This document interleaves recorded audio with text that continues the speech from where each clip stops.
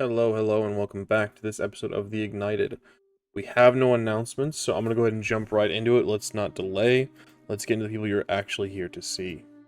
Hi, I'm Luna, or Druid by Night. You can find me at Druid by Night on TikTok, Blue Sky, and Twitch.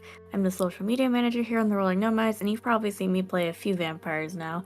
But tonight, I'll be playing a different one, Amelia Voldaren, Vampire Warlock. Hello, everybody. I am David Gang, and tonight I'm going to be playing Cal. I'm super happy to be here and keep this ball rolling. Social media plug, you can find me at DGtheNomad over on Blue Sky. Hi, I'm Dawn. Tonight I'll be playing Nadidah. You can find me on social media at Cosmic Bitch with the Y, and I'm really excited to see where we go. Hello, everybody. I'm glad to be back. I'm Andrew, playing Oberon, the Cleric. So, I want to see what we got ourselves into. And, yeah. Hey, what's up, everybody? It's me, Avery, at Averydaboi on all the social media platforms. And today, I will be playing, as always, the one, the only, Mole. Indeed, our planeswalkers have gathered, so let's go ahead and jump right into today's episode of The Ignited. We begin each episode, as we always do, with a recap. Nadidah, I believe you volunteered. Yes. Well, last session, Oberon disappeared. Tends to happen. We're still trying to figure out why and where they go. But Cal can't remember where he went last time he disappeared, so we're going to see what happens with that. Maybe Oberon will remember if he comes back. We had a little dance party.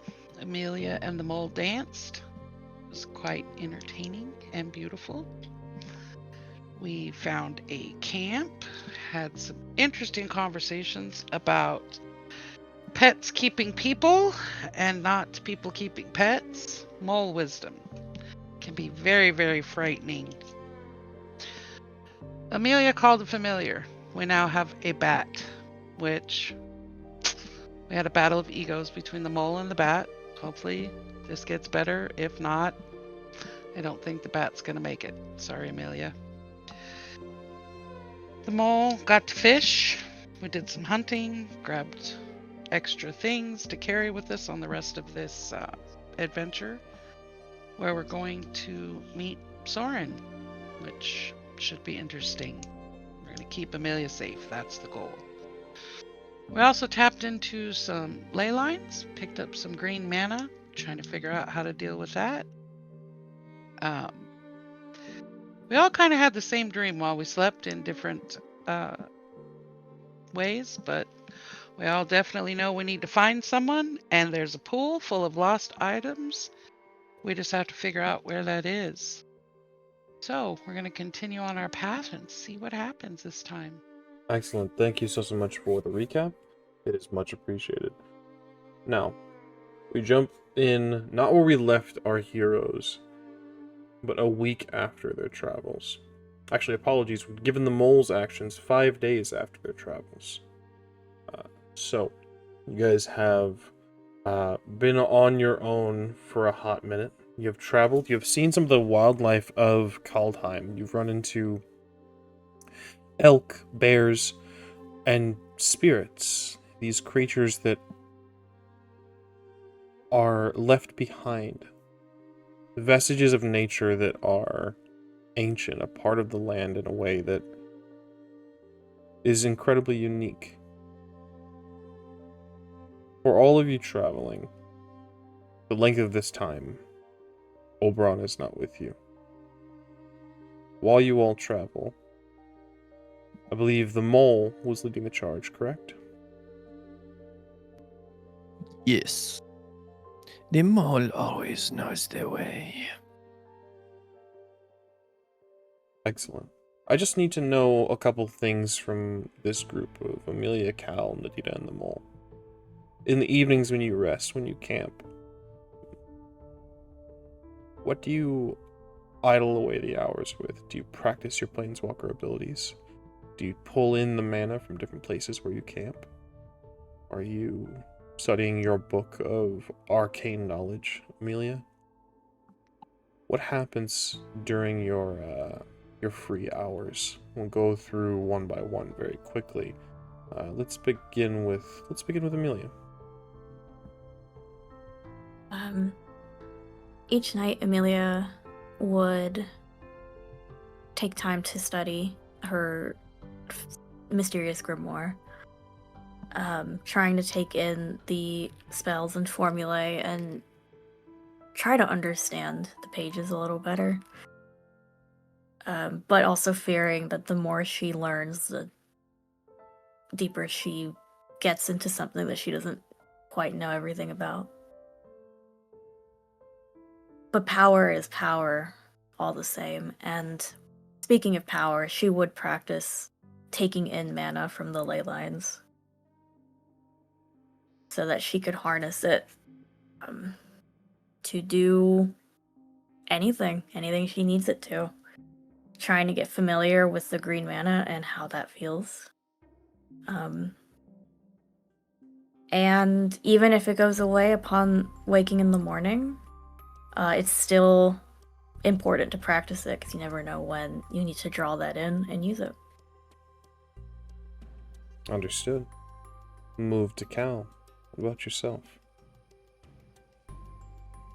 So for Cal at night, I would say there's a lot of reflection. A lot of that taking the form of the meditation where he's working on pulling in that mana as well, for that sense of connection to it. But I would say outside of that, if there's not anything, say, gathering supplies for the camp or just making sure that the fire is tended to, the food and water supplies are adequate and what have you, I would say there's more or less he's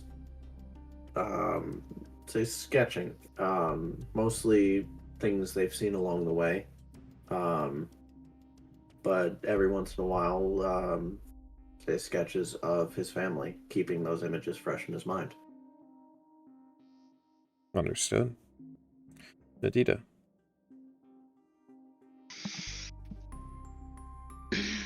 Nadidah's going to spend time trying to soak in mana as well. She's gonna try to play with it, see what it does, how it works. She's gonna spend time journaling as always. She's going to try to also cure more meat and stuff, so minor hunting while they're going along at night, so that she can cure that and stick it in her bag of holding, because she's still trying to figure out how all that works too. So she'll do silly things like put a rock in there and then see if she can pull it out, stuff like that. But the meat for them is important because God only knows where they're going to end up or how they're going to end up. Hopefully spend a little more time with Amelia privately if they can, just to try to figure out this whole what am I? What does this mean? And take care of her if she's still hungry through this. Hopefully don't die. Understood. The mole. I think in its own strange way, the mole does not ever idle his time away. The mole is filled with ideas and activities to engage in. And most importantly, they feel as if they have neglected expanding their idea of what their planeswalker abilities might be able to do. And so, I think a little bit each night, the mole is using their planeswalker spells Speak with Animals, and getting to know the other animals that live here in Kaldheim, and trying to become accustomed to what their life journey has been like, and if they have known the kindness of a boy and things of that nature. As well as their newfound ability when they come in contact with fruit or plant-eating fauna, trying if we stop early enough, because this spell can be cast over 8 hours, using the plant growth spell. Because when the plant growth spell is cast over 8 hours, you enrich the land, and all plants in a half-mile radius centered on the point within range become enriched for 1 year. The plants yield twice the normal amount of food when harvested. Understood. So, the mole is getting to know his fellow beasts and letting them know that they are seen by, well, if by nothing else, then by the mole. And the mole will remember them. Understood.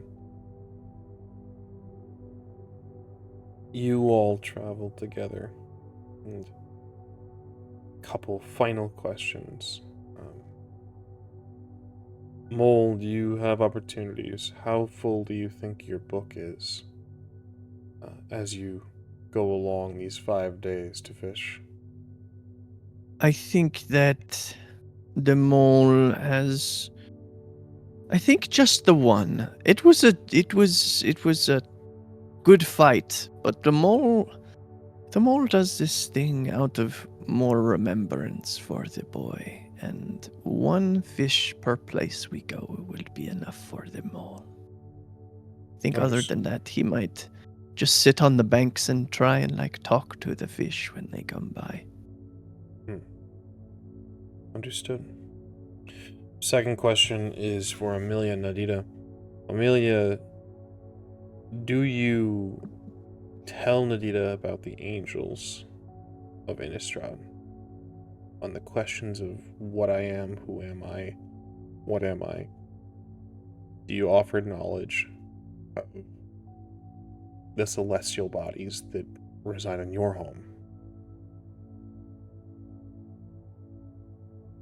Amelia would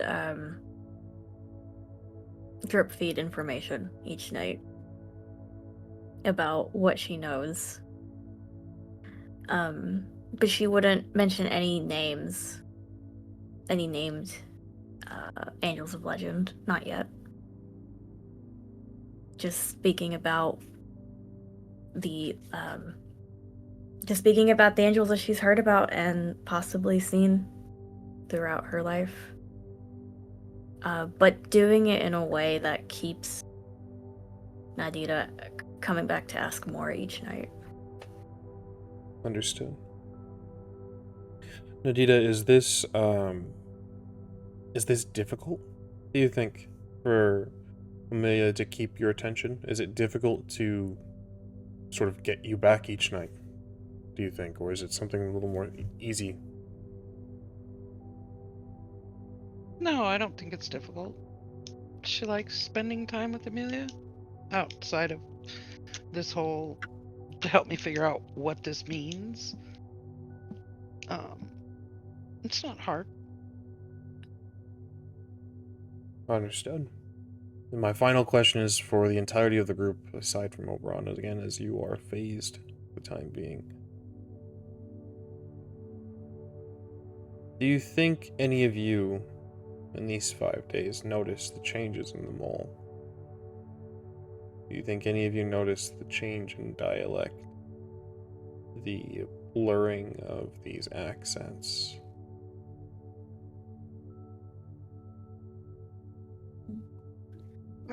I think Cal so. would. Yeah. I mean, Cal and the Mole have had, throughout this journey, a number of conversations. And I think noticing these things changing over time would be not too far of a stretch. Amelia? Given Amelia's passive insight and perception, as well as what she's engrossed in, both kind of in her head as they're traveling and at night when they're resting, I don't think so. And then finally, the Mole, the question is for you as well. Do you think you noticed the changes in yourself? I don't think so. I think the mole has other things to be focused on Understood. 5 days pass. You all experiment with mana. 5 days pass. You're able to touch different kinds. Some come easy. Some are more difficult. You need to grasp at and seize. You're able to touch the 5 colors, to really reach for them, to feel them. You don't need to do this upon sleeping. You can do it as you rise as well. This is something you can hold on to and cling to throughout the day.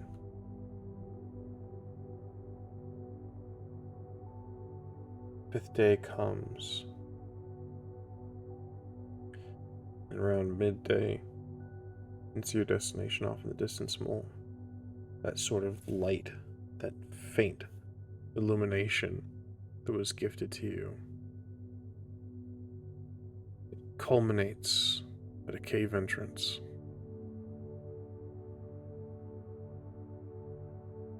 What do you do? I think at this point, the mole is probably sitting on Amelia's shoulder. And he'll just kind of bump the side of his head into her, like, jaw. It is there that we need to be going. It is there where we will meet with the... How did you say? The man without mirth. Ah, yes, Sorin the Mirthless. That is where we'll find him. Good. Good. I've been wanting to get out of the sun. Why would you want to get out of the sun? It's not great for my complexion. Nadidah, what is this word? Complexion. Her color, her skin. Grow fair more she is. fur. She can't grow fur. I'll Well, add that to my list of things to do. But it's on your head. Why is it not on the rest of your body? people Like don't- Cal. See, you see, Cal has the right idea.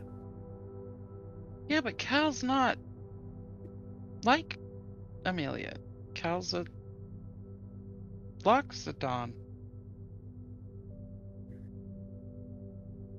I am very confused. It is in this confusion, this moment, that Oberon, you phase back in during this discussion. These are the first sounds you hear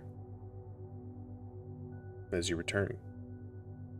All of you see him return and fade back into existence. All of you remember your friend Oberon. All of you remember the travels that you've had with him. It's the Manta Man. Oh. Welcome. Welcome back. Where'd you go? DM, did I have a sense of time passing? No sense of time passing. But the question of where did you go? Would you like to try to remember? Yes. I definitely will. Give me a wisdom saving throw.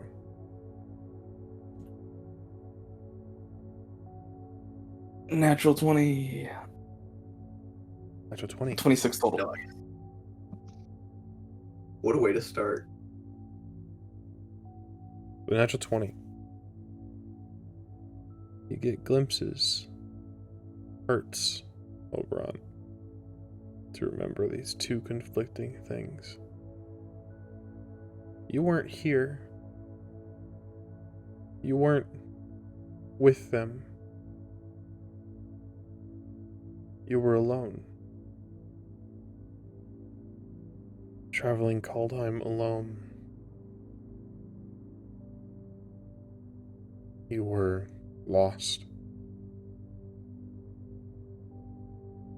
a whole different time, Oberon. The natural 20 you can remember. You came to Immersturm alone. You somehow escaped alone. You were scarred and burned. The snow was a welcome sight. You ran a place new. Not come across the Omen Seekers. No. Came across the Raiders. In that time, in that existence, you had not had a chance to rest. You were running, chased by different tribes of peoples. You were alone, Ron. None of these people were with you. Didn't exist. You were close to death. Trying to find shelter. That's where your memory fades. You're here.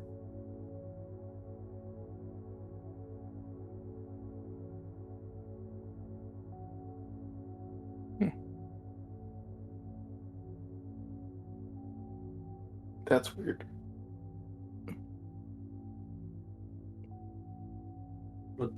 What's weird?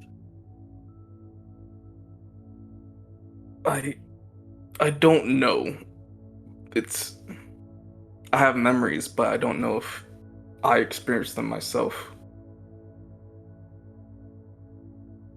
Memories from your time away. I don't know. It doesn't feel like it was a long time. I need to think. I need to meditate. I need to think. I don't understand. I thought that it was not called hunting when the man folk killed each other. I thought it was called war. But you say hunt like you were to be prey, to be eaten? It's a little different, but still strange. Could you go back there if you wanted? Do you think you have enough of a route to that place? Can I try? You want to try to fade away. Yes. Cool. Describe to me how you would like to attempt this, Oberon. Doesn't need to be a mechanical thing. I would like just what is the feeling you evoke? What is the emotion? What is the pull for you? I'm trying to clear my mind as best I can to see if trying to not be perceived would help with pulling away from here and just not think of anything and try to be as calm as possible.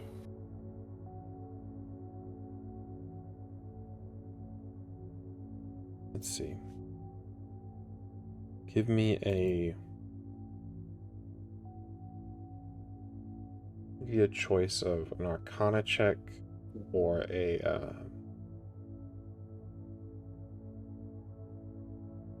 perception check.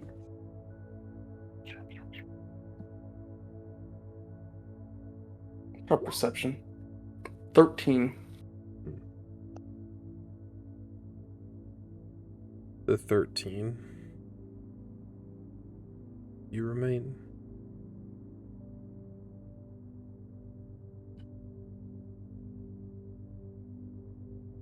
I'll keep trying. Not right now, of course. I want to see if I can figure this out. Well, we have a lot to fill you in on, man to man. Do you know a planeswalker? You said you knew many of them, yes? A good amount. Do you know a planeswalker called Sorin Markov?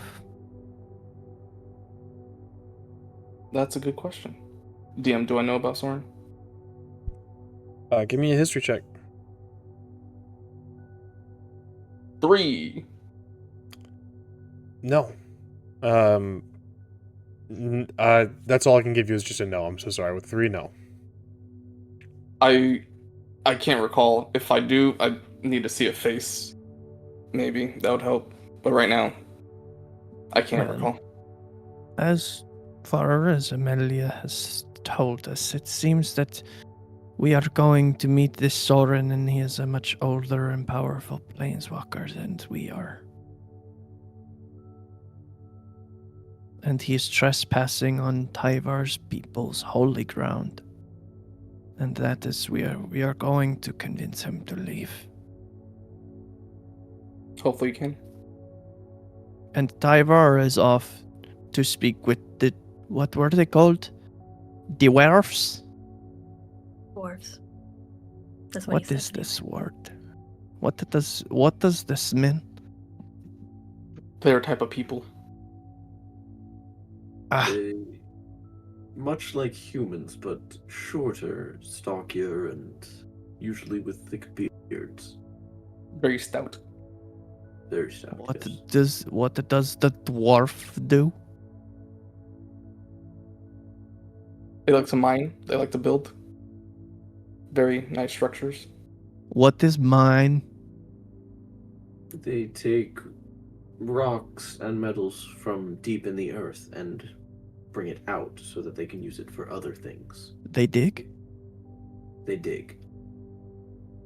They are like Very deep. more. They dig very deep. I must meet them when we have finished parleying with Sorin the Merciless. Well, we'll add it to the agenda. Are you walking together toward your destination as the mole has maybe a tinge of regret for not taking up the dwarven route of this forked journey? Yes. Yep. As you approach, the scene becomes more clear. This cave Before we entrance. get there, Mhm. could I go to the back and try to pull Nadidah and have like a quick conversation? Absolutely. So have her back there and say, hey, last we spoke, it's been a while for you, for me. It's a little fuzzy. But I wanted to apologize because I felt like you were upset, whether or not it was my doing or not. I just wanted to apologize and explain my reasoning of why I felt strongly on helping Tyvar. So one of the things was, growing up I was very indecisive, very a follower, never acting of my own accord. And I feel with you guys around, you try to help people, you try to be better. So I want to try to match that. And so there's always this thought process of like, what do we owe to each other and helping each other out? So I'm very much of that part of that thought process now. And so I also wanted to say, whatever happened in your past, I want to be there for you to lean on us also as we move forward through this journey.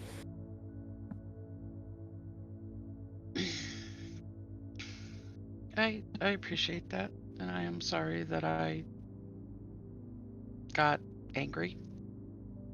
It's okay. You know, I appreciate it. And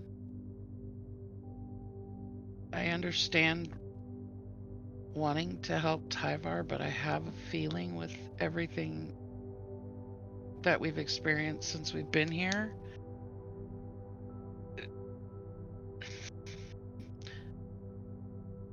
I think we're going to be doing a lot and being any place for an extended period of time is probably not going to happen. So I think that we need to be careful. I'm not saying Tyvar's a bad person, and helping him would have been a bad thing. But I think we're going to have to learn to follow our own destiny, I guess, in a way. You know, we all had a dream while you were gone about someone that we need to help, we need to save. We need to find this pool that has a bunch of lost things, and we need to find someone and heal him. So we have to see Sorin, we have to convince him that whatever he's up to is probably not a good thing, which I'm sure is going to go badly, and deal with the fact that him and Amelia have a thing. Okay. And then go deal with this. But I appreciate the apology, and I appreciate you being there. It means a lot. Well, thanks. Make sure you introduce yourself to Amelia's new bat friend.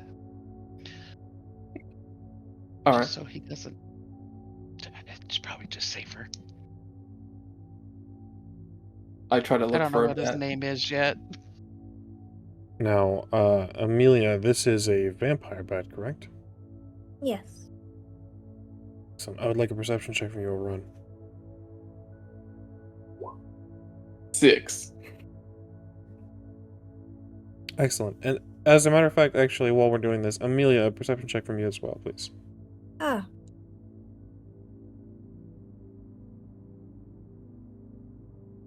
$20.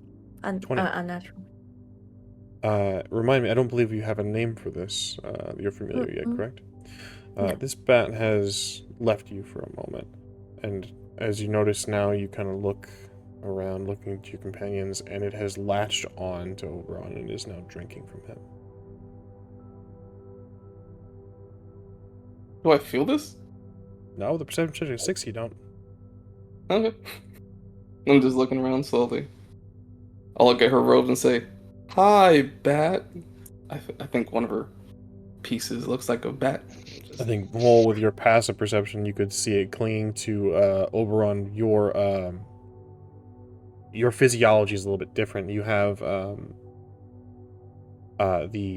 as the mole calls you, Manta Man. The manta sort of flaps the wings, whatever you'd like to call them. There's not a whole lot of nerves in that region. Hence the reason probably why you didn't realize that there is a small vampire bat clinging to that region and just drinking. With mole, though, with your passive perception, you can see that Oberon is being sampled. What fresh hell is this? Oh, so they do eat. Oh, interesting. Remove it from my manta friend, or I will end its life. Oh Lord, what's Batty doing now? I'm looking around for the bat. You guys now see on Oberon's sort of the... We have to figure out a name for this. Patagia is what they're called. Hate that. On Oberon's Patagia, Area. Oh. there is the vampire bat, and it unlatches its teeth. It's got a little bit of dribble of saliva mixed with Oberon's. Oberon, do you think the experimentation has changed your blood color? 100%. What color do you think you might bleed? Blue. Blue more than anything else. There's a mixture of the blue and saliva as it sort of looks up to you, Amelia, and sort of, if a creature like this could smile, it looks very pleased with itself. Amelia doesn't hide that she's smiling. She loves bats so much. They're so cute. And she just holds out her hand and says, "Come here, you little mischievous creature." And it leaps from Oberon to Mischief. your fingers, up to your wrist, climbs. Continue, Amelia, please. we really need to name Batty. I like Or I'm Jinx. just gonna keep calling him Batty.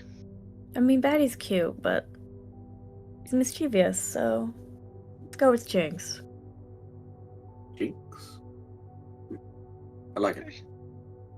I don't understand. Don't understand what? What He is was hungry. Jinx? It's his name. A jinx is like ill fortune, but very minor, like stubbing your toe on a rock. So he's a curse.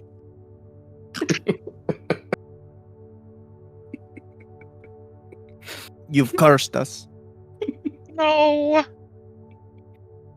Jinxes can be good too. Tell me how stubbing your toe can be good. Because you can have good jinxes. Like what? You are a beautiful jinx. You think I am You a are the jinx? most supreme high being mole of jinxdom. You're You also are very trying to mischievous. flatter the mole with words, but you are also comparing it to this bed.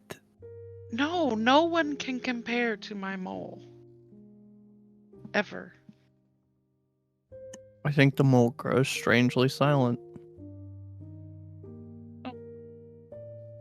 I don't think it's lost on you, Mole. The words "my mole." Not even a little bit. As the mole grows silent, the scene becomes clear ahead of you. The mouth of this cave is dripping with some of the water of the melted snow.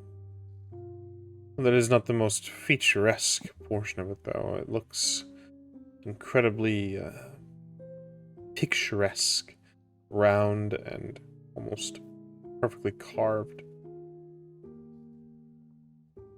However, what is not picturesque is the two bodies lying at the mouth of the cave.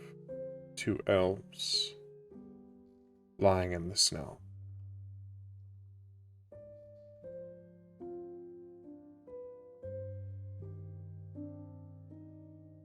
Would you all like to do? We just Slowly approach. Caution. Can we see from where we are any indication of how they might have died? From where you are, it's not even clear if they're dead or not. One is lying on his side. There is a clear mark that there has been bloodshed, as the snow will retain the color of the red. Right. The other is lying on his back. There are cuts and tears in the leathers and the armor. But as far as their health, that remains to be seen.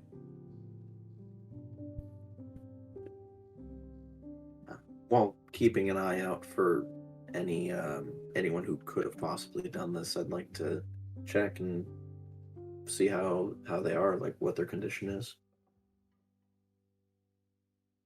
Understood. I would like a medicine check from you, Cal. Certainly.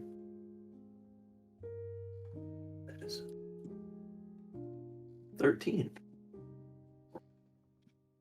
Difficult to ascertain their exact health levels, but they are still breathing.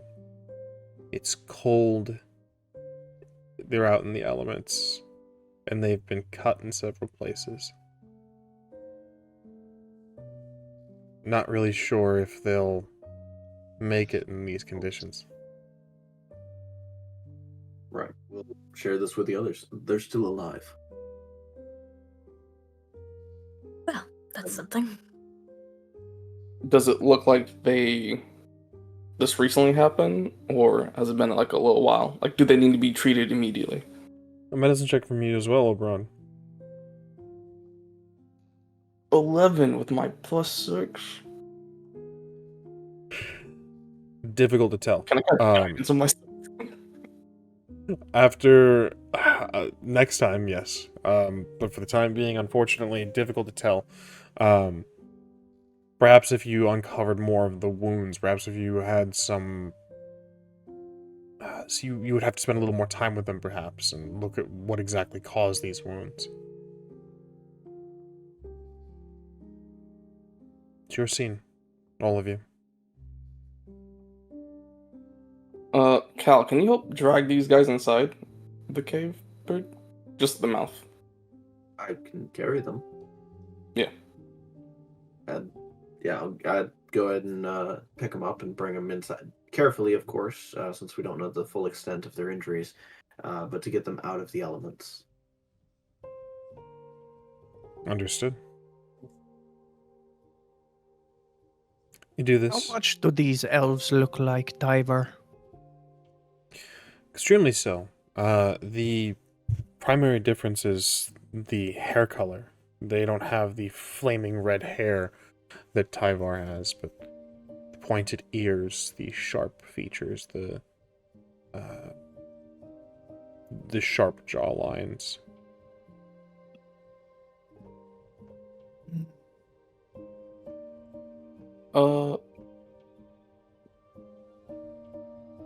Can anybody start like a small fire at the mouth of the cave? Yeah, I'll Druid grabbed one. Yeah. Oh. We're not the same character, I promise. While they're doing that, I'll slowly like try to peel away any blood-soaked cloths to see where the moon might be. You do this. What is everyone else up to in this moment? Nadidah, Amelia. Amelia's trying to not pay attention to the fact that there's blood in the air, and she's looking towards more into the cave to see if she can see any signs of anything. Perception check for you, Amelia. And as Oberon, Cal, and I believe Mole, are you assisting with this as well? A medicine check from the three of you, Cal, Oberon, Mole. Certainly. Guidance. By all means. Ooh. And then Nadidah, what are you up to? I'm looking around the area where they fell to see footprints, hoof prints, any type of tracks, any signs of what could have possibly happened, and if there's anyone else around. A perception check from you as well, please. Let's start with Amelia. What was the result of your roll? I also have guidance from my grimoire. So I rolled a 16 in total. I cast it on myself. 16 in total.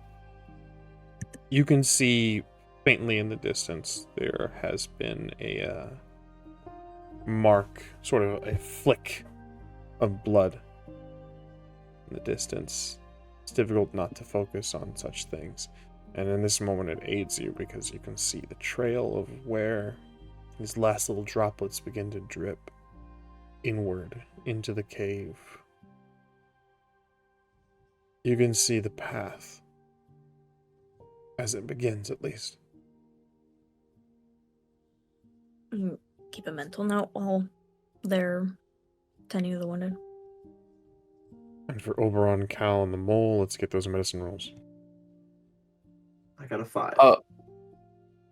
29. Mole? 18. Understood.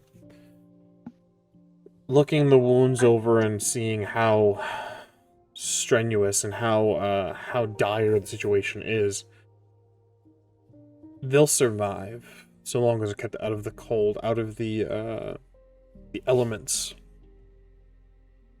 It'll take a little bit of patching up, but you have the means to do this, Oberon.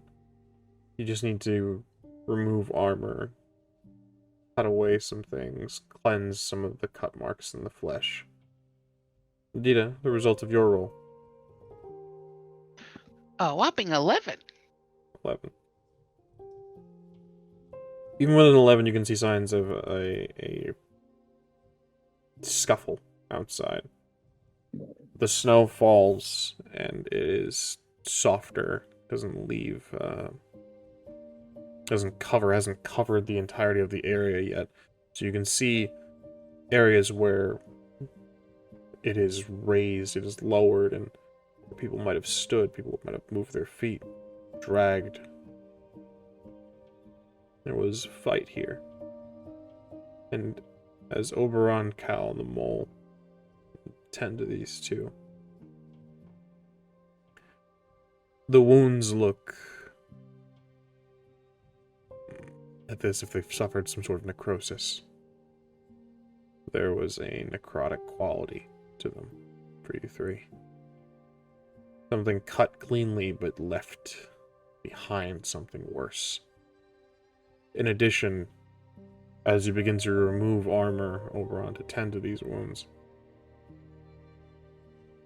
the shoulder, where the shoulder meets the neck, has been bitten and dragged.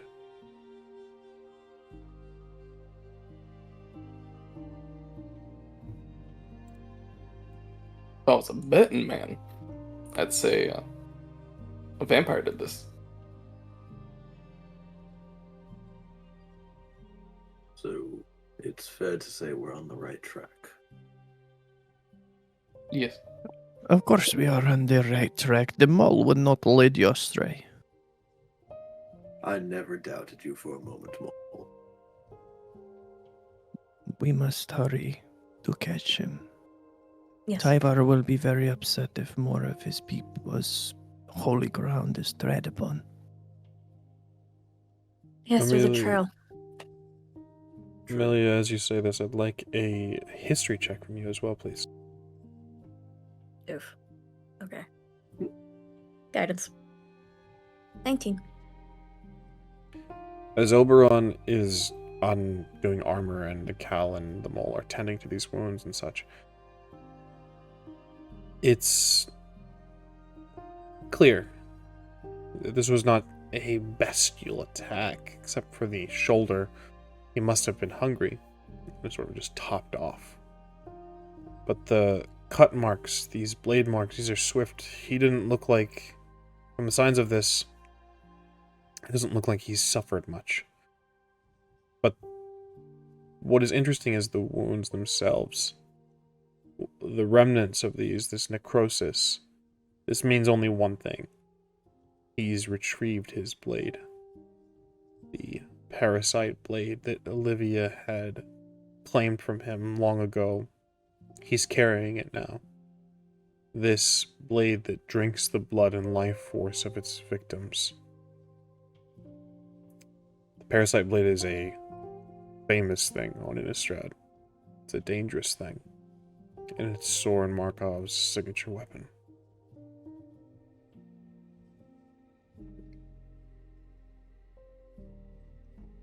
We can't fight him. What do you mean? We will die. If we have to meet him in combat. Then let's avoid it. Agreed. Why? He has his signature weapon again. He must have gotten it back from So Olivia. does the mole. What is this weapon? It drinks the blood of its victims Oh, and leaves great. behind a terrible wound, as you can see. Can that wound be healed? Any wound can be healed, but it's a terrible thing to suffer from. One swift blow could end someone's life. So he is without mirth and also without muse, a vampire with a vampire sword. Yes. How original. Now, I could be wrong in this, but if he was without it with some time, then it's not attached to him and he can be without it again. It could be Amelia's signature weapon. I'm sure Olivia would love that. Well, barring keeping any trophies from him, we should hurry. What are the odds that he can hear us right now? While they're discussing this, Gilbert, I'm gonna go touch the elves. Do my thing. Understood. What would you like to use to heal them, Nadidah? Cure wounds. Understood. Go ahead and you're going to be spending two uses of this spell. Okay. And then I won't. Yeah, I will need the result of the healing from each as well, please. Okay. There is a 10 on one. Oh, and only a 5 on the other one. As this conversation goes on, Nadidah moves over, and Oberon, as you're cleaning the wounds, you see Nadidah's hand touch both of them. And light glows. It catches your attention as well, Amelia, the scent of divinity. As it pushes out darkness, Oberon, the wound closes, pushing away dead flesh and mending anew. There is an ichor that is left behind on the healed skin. Nadidah, you feel nauseous. As you take it in, you feel something within you shrivel. You almost fall over as you kneel down and heal these two.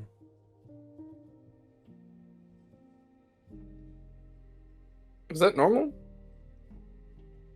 I'll cross over to Nadidah and kneel down and place a hand on her back.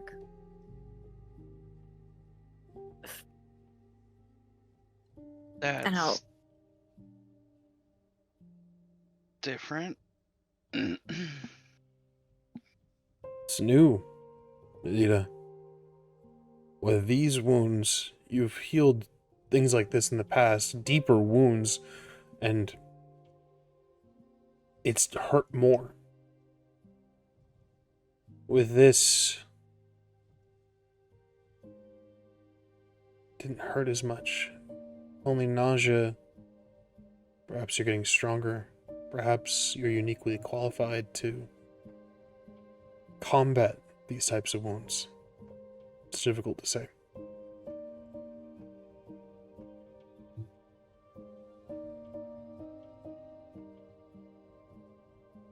Kind of just sitting there waiting for the normal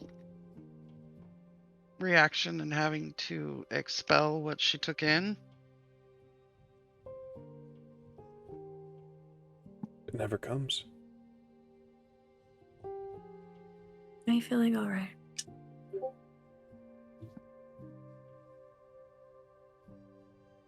The light that came out, Gilbert, is that different too? A bit. It drifted from somewhere amidst your arms and sort of manifested around your wrist area as it drifted out of you and into them.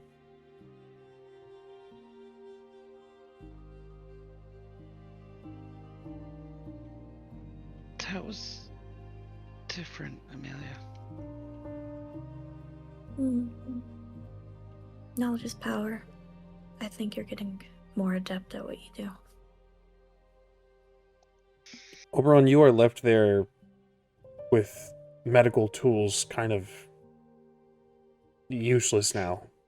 So you can pack up if you wish, and however much that frustrates you is up to you. No, I'm just more worried about her.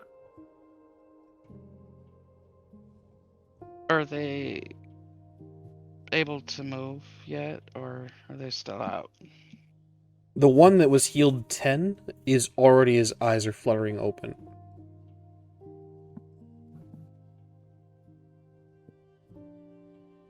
As he regains consciousness, I need to know, does anyone speak Elvish? Yep. Excellent. Nope. For all of you, then, it sounds like another language entirely, something you could not comprehend. For you, Oberon, it's a different dialect. There are words, certain words that are lost in the interplanar translation, but it's at core, it is Elvish. And he sits up, and immediately you can tell he's tense. He begins to ask, "Who are you people? Are you with him? You come to finish the job, then?" While they're speaking to us, I would be translating, and I would say, "No, we are here to stop him." You speak the tongue of the old gods. I did not know that. This is commonplace from where I'm from. Tell him that we were sent by Tyver. That's a good idea. I tell him that we were sent by Tyvar Kel. The wayward princeling. Of course.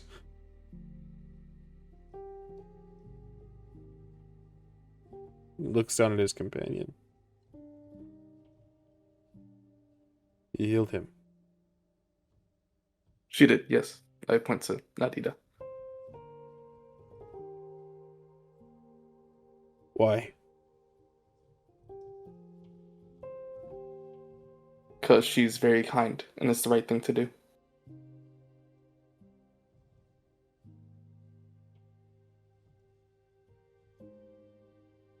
I don't know your kind. I don't know. You hail from shadow or wood? Neither. Looks very confused. Oberon. What, has he never seen a mole before? Probably not. If he knows Tyvar, then I'm assuming he has an idea of what Tyvar is. Maybe not. Remember, Esika told us that we needed to hide what we were because there were those who came before what angered the gods.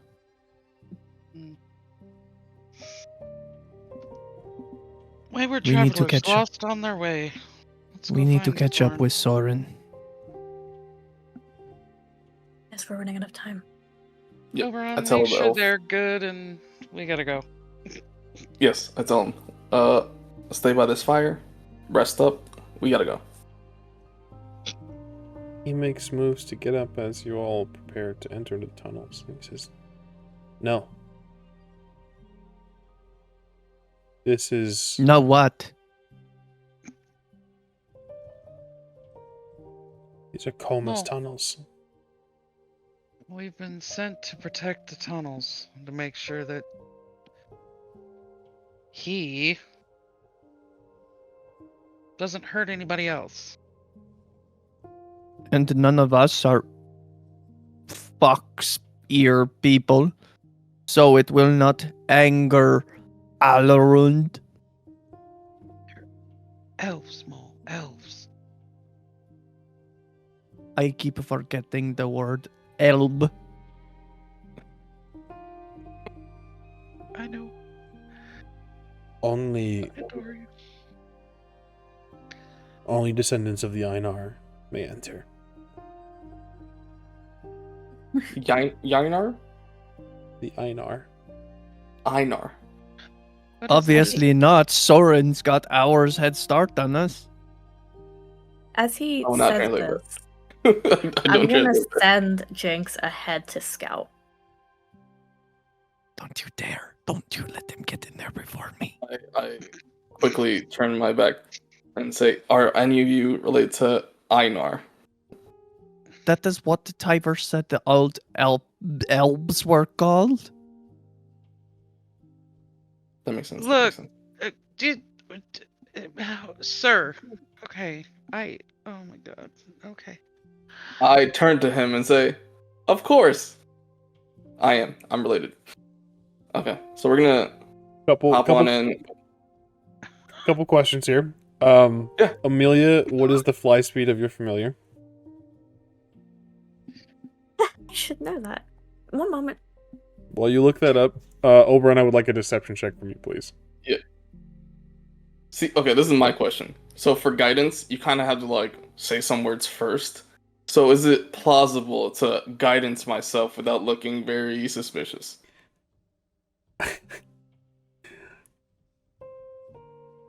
Because I'm flying up the seat of my pants right now. Yeah. Suspicious. Guidance is a spell, and it is an overt spell. What are the components of the spell? I'm pretty sure it's somatic. Yeah, it's somatic and verbal.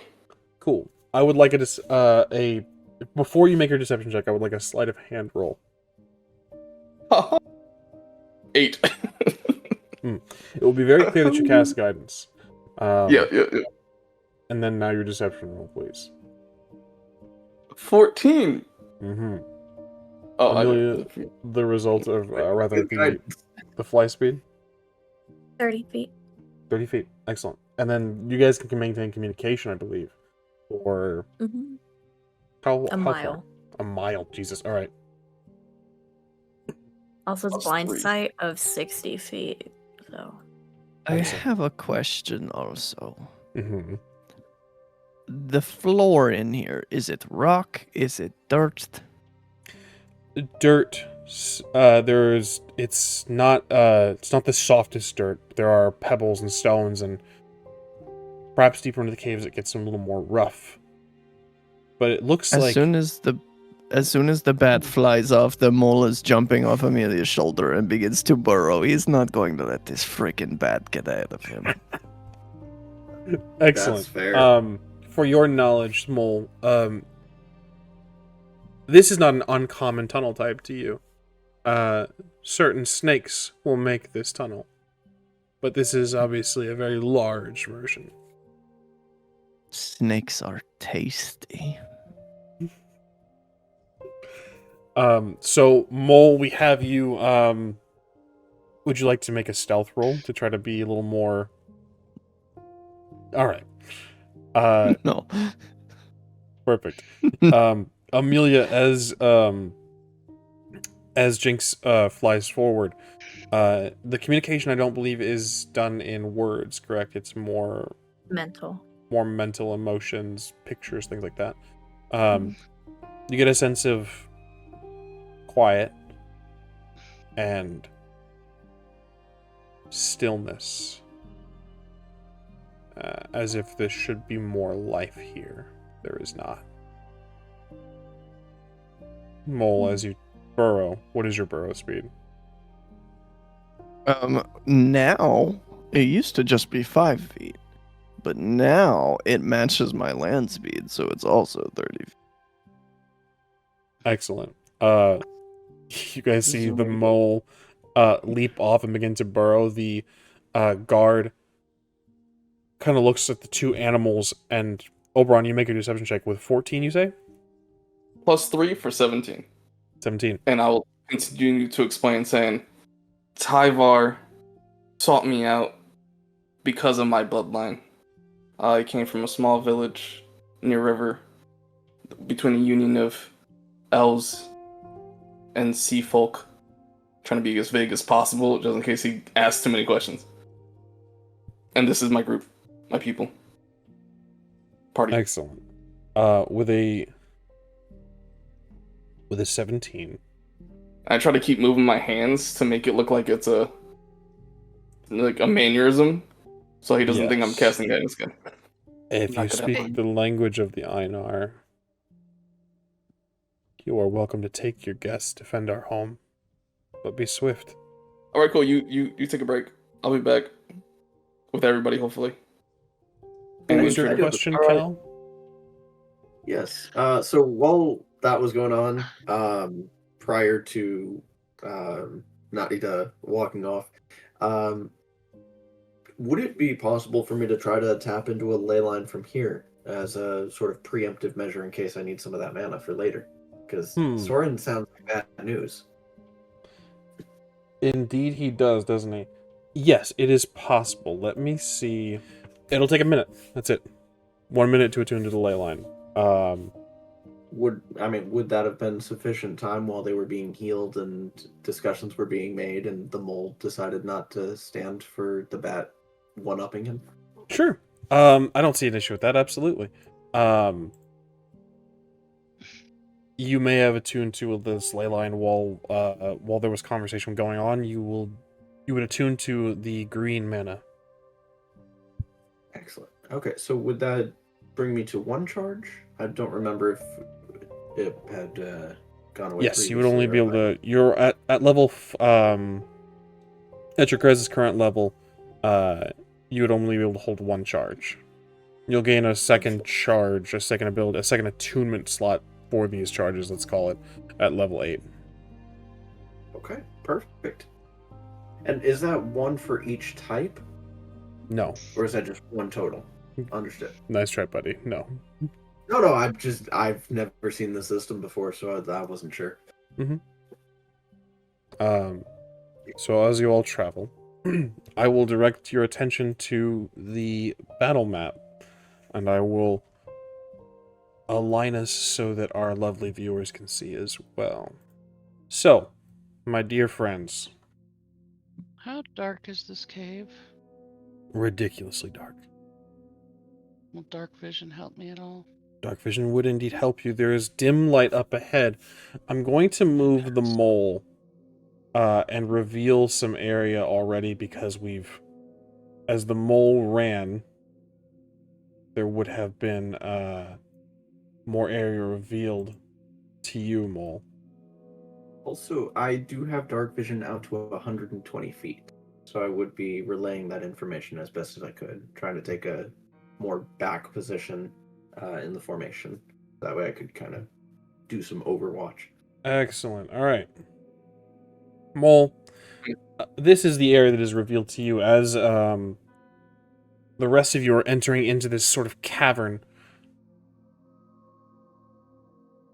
There are stones and rock that glow along the walls that provide some sort of dim light as a sort of anchor point for your dark vision, as it does require a dim light. Now, Mole, you dig.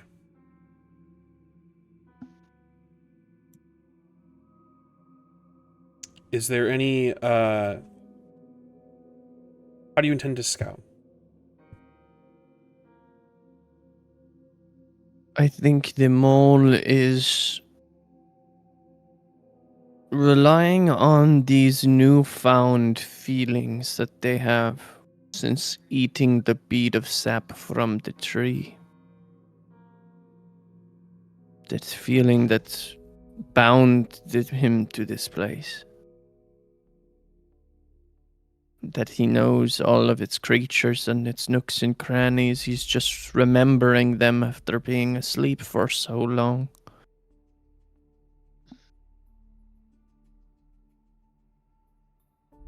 And he's just feeling through the dirt.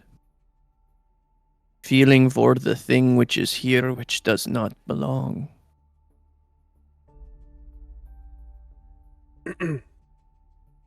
Understood. You do this.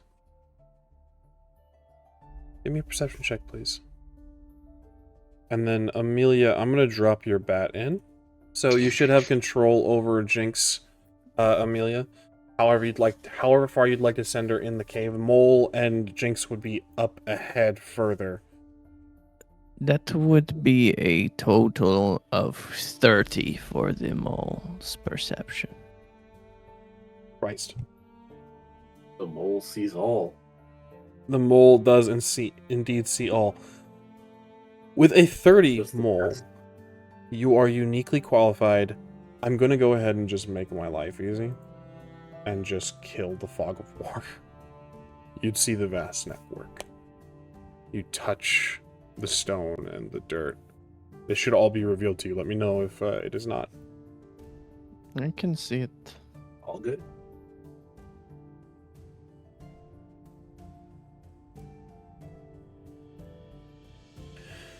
Further Can I down. feel him? Further down you can. He takes steps, slow walking. You can also feel ragged breath of other guards amidst this place.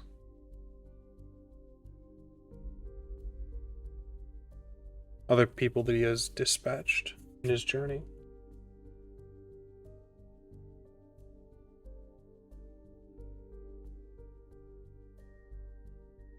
All the way, that little thing down there is him, isn't it?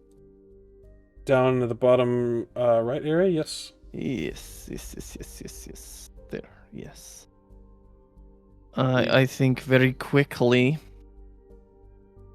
the mole will hop back out of the ground. It'd be like, I found him. I feel his dreadful steps. He has threatened to slay many more, and we have much ground to cover. We will need to run. There's no enemies, just guards. That I could feel, but I was only looking for things that don't belong. There. Amelia, you get the feelings from Jinx that I also need to ask, Jinx, he, she, they? He?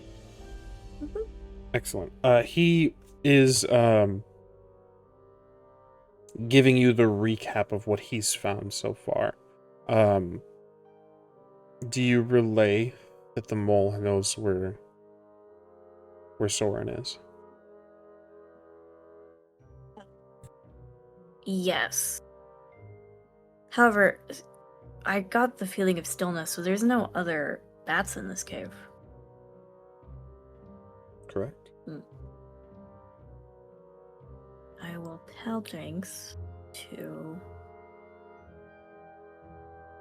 stay only 30 feet ahead, because he can see out 60 feet. Understood. You relay the information, and there's a sense of annoyance. And there's a sense of sort of like, again, this isn't really words, but it's sort of like, I found him first. I knew he was there. I believe you.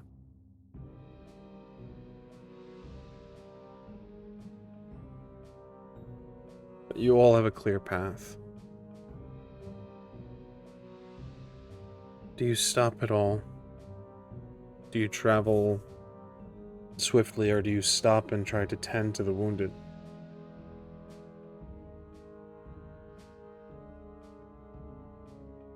Amelia is passing them. How many wounded? In total, from what the mole can tell, 12. Littered throughout these caverns. And it's not a clean shot, a direct spot. I'll invite you all to zoom out very quickly as well. The caverns have twists and turns and areas that lead to nowhere. Sorin did not have a clear path. It's a very clear mole. He did not have a guide. He was walking blind. He did not have a way of seeing as you do.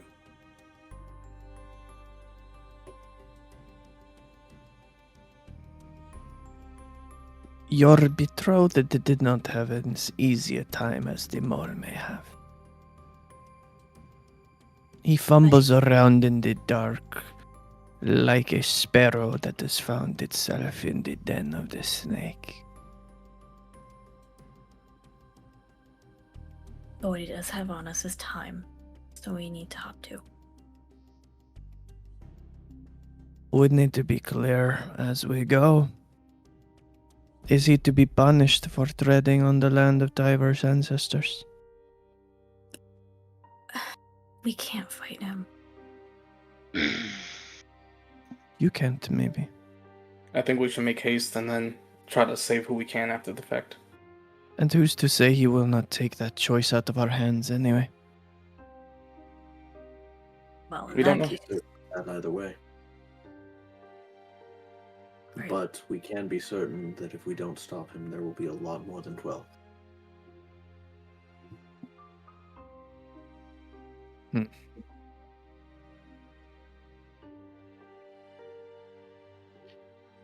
The ones that are badly wounded, I'm going to stop and help. I'm going to tell them to go ahead, notch the wall or something, leave me a path to follow.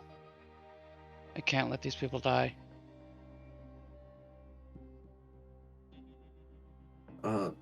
Actually, Mole, you had those berries, didn't you? That gave healing? I can make more. We could use that to heal them enough. It will take time in the casting time that Sorin is getting ahead of us. That's what I'm saying. You guys just notch the wall, do something, leave me a path. If they're not that bad, then I'll leave them to come back to. But if there's really bad ones, then I'm going to help them. And I will catch up to you. Just go.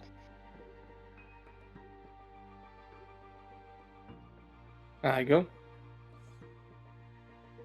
I'll I let think Amelia. I will leave a lingering look, but then go, and I will make sure to notch the wall. Okay.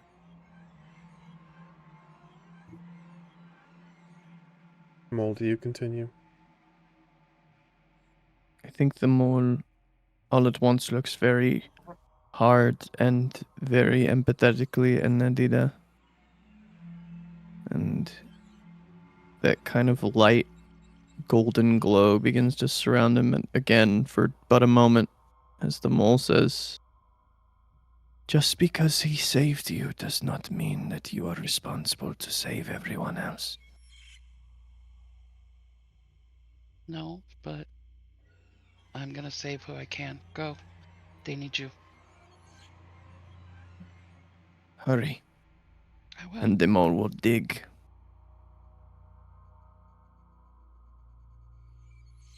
You travel.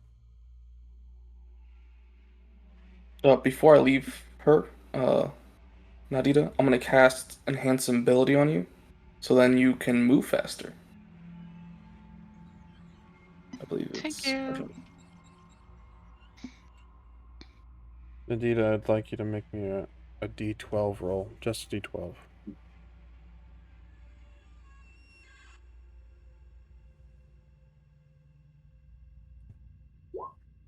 Kit. 4.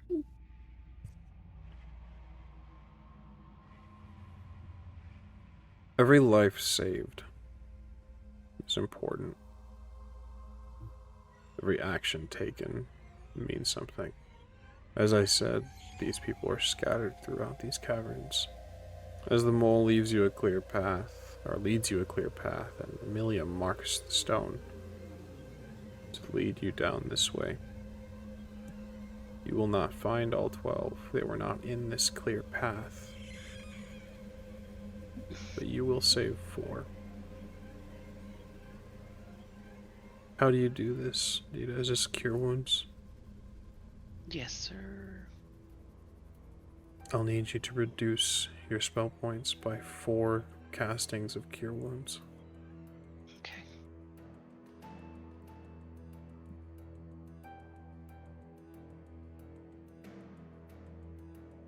Lives are saved. And you move.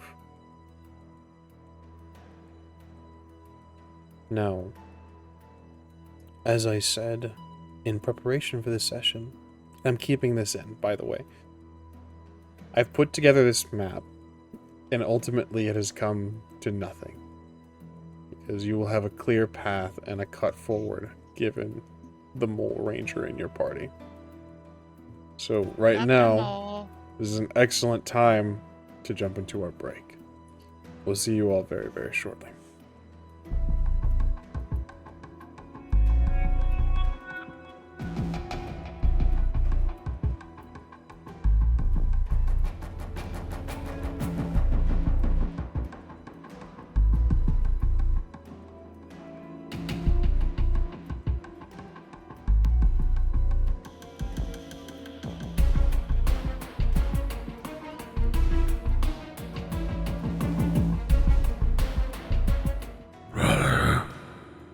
Long have you been my warden?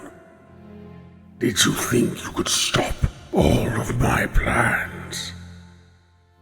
I know you can feel yourself fading, growing weaker as my contingency unfolds. Brother, don't you see? In the end, we are nothing alike. I know you have assembled your own consortium against me. So, brother, when you fall, just as the shattered gate watched before you, this eternal vanguard and the entire multiverse will contest with my ignited.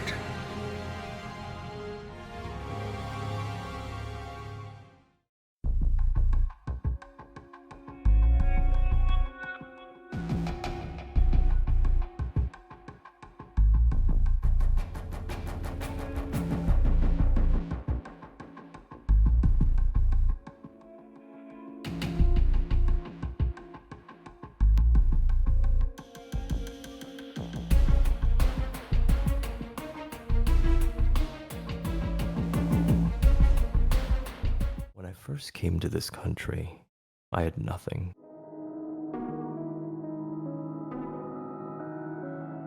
Have you come to kill me? I am simply descended from survivors, and I always survive. Life doesn't stop when you die. My blood is not welcome in Camarilla cities. Did you love your mother? Dearly. I did too. I'm not a fan of father. Crying takes more breath. I've learned that the hard way. Fuck, Roman. Fuck. Everyone has a voice in my Phoenix. And welcome back. We're so happy to have you back. We hope you enjoyed our intermission with our programming and such. As I alluded to before we went on break, my map has been thwarted in 2 seconds, so we're going to jump over to where the first interaction was. Nadidah has managed to save 4 people and is a little bit further behind than her friends. As you can see on the map, a little bit difficult to see, so we'll zoom in a little bit. We have the mole, who is currently burrowed, is able to get a little bit closer to Sorin than the rest of his friends. Amelia, Cal, and Oberon, all entering the chamber as well. And then Nadidah, a little bit further back here, trailing behind, having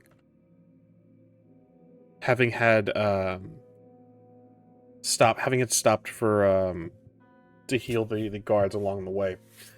Now,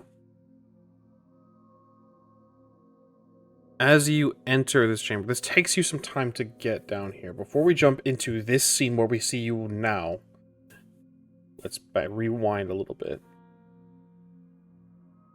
What is the plan? Do you think you guys strategize along the way?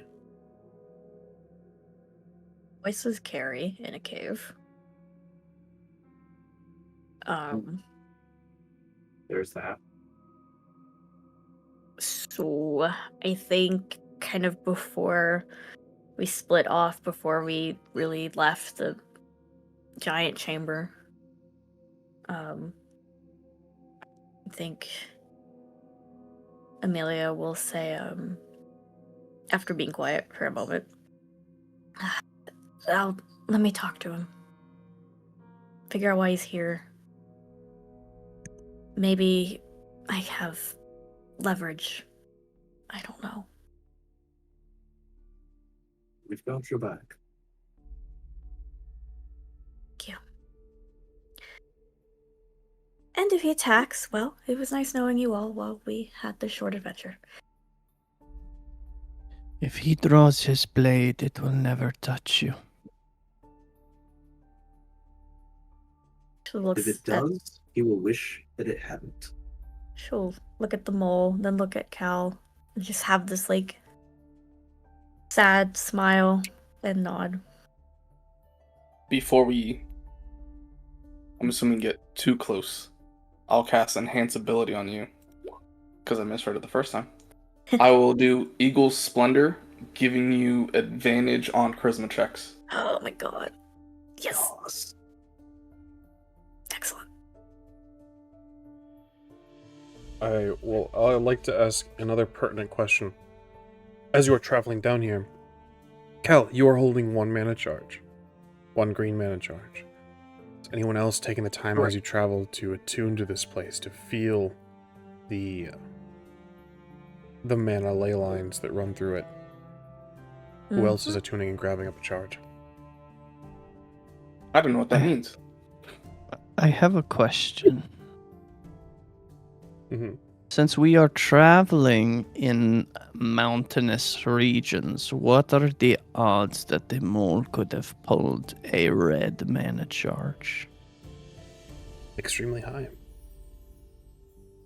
I don't know what they do, but I would like one. The only thing that is difficult to pull here is white mana. If you're going for the easiest thing, the easiest mana charges to pull from this place would be black and green. Continue, Amelia. Apologies, I cut you off. It's okay. I was going to say, given that my color identity is black and red, I was going to try to pull red as well. By all means. And then, Nadidah, are you going for the easiest, or are you pushing for something a little more distant? I'm actually gonna try for red or blue, since that's what she is. Red would certainly be... Red would be a little bit easier than blue.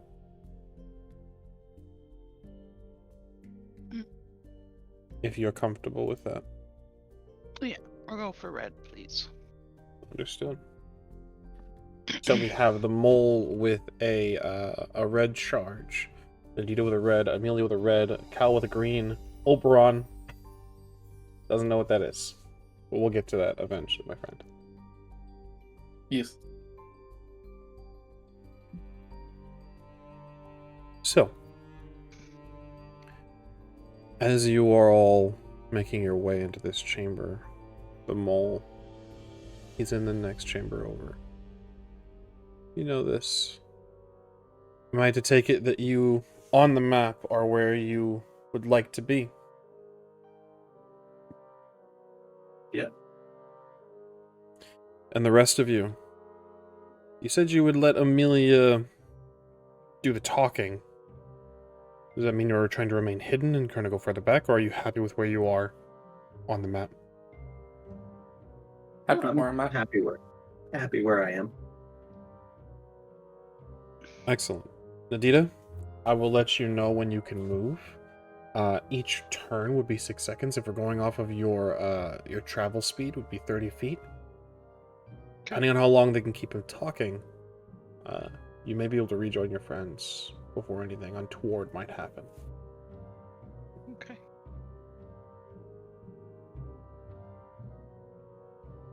As you all enter the chamber, Mole, you feel him.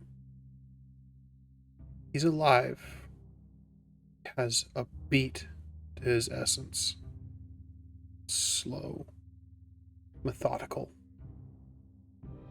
Contemplative. He's a man that usually does not step without anticipating what might happen to his foot or his being before he takes the step. Amelia, you know the stories. And they, in this moment, don't necessarily do him justice, as he stands in dim light, shrouded in shadow. Pale, white hair drapes over him, pristine, clean, almost immaculate compared to the carnage that you've seen along the way. The armor is untouched, the blade clean. It hasn't left its sheath yet. As he turns, the black cloak billows, the silver armor glints very faintly in the dim light, the red ruby in the chest. shines. And looks back at you and your companions.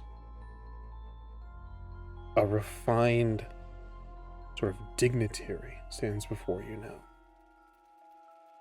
Sorin Markov, the Lord of Innistrad. Shame of his brethren. Stands before you now. All the stature and pomp and circumstances that every story has carried. There are other stories that tell him as this craven, this sort of foul creature. You see now that these were rumors or perhaps insults just levied at this being.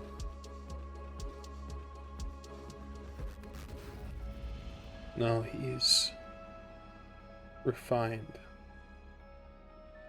More so than most of the families on Innistrad. His back is straight. His shoulders back. His posture immaculate. Even amidst the stone and the dirt, he carries dignity with him. Cal, Oberon, this is what you see as well. This figure, still, clean, and with a gentleman's poise. And he speaks.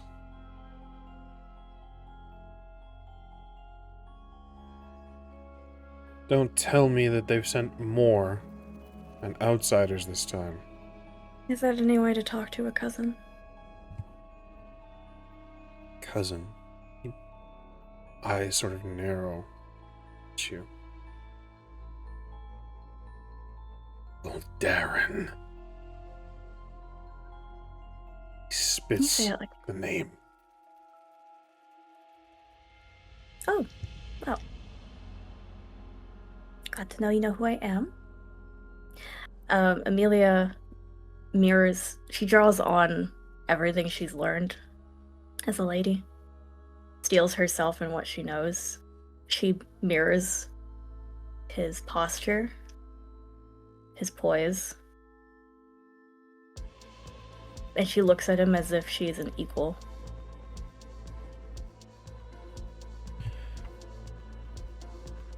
How did you come to this place? Well, I imagine the same way you did. Through the mouth of the cave. But I believe you mean across the plains.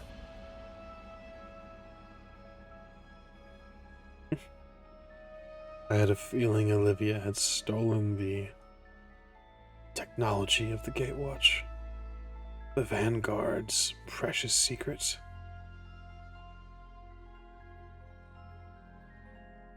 You don't think me naturally talented? He raises an eyebrow. The Voldarens have sired a planeswalker. There you go. Now you're getting it.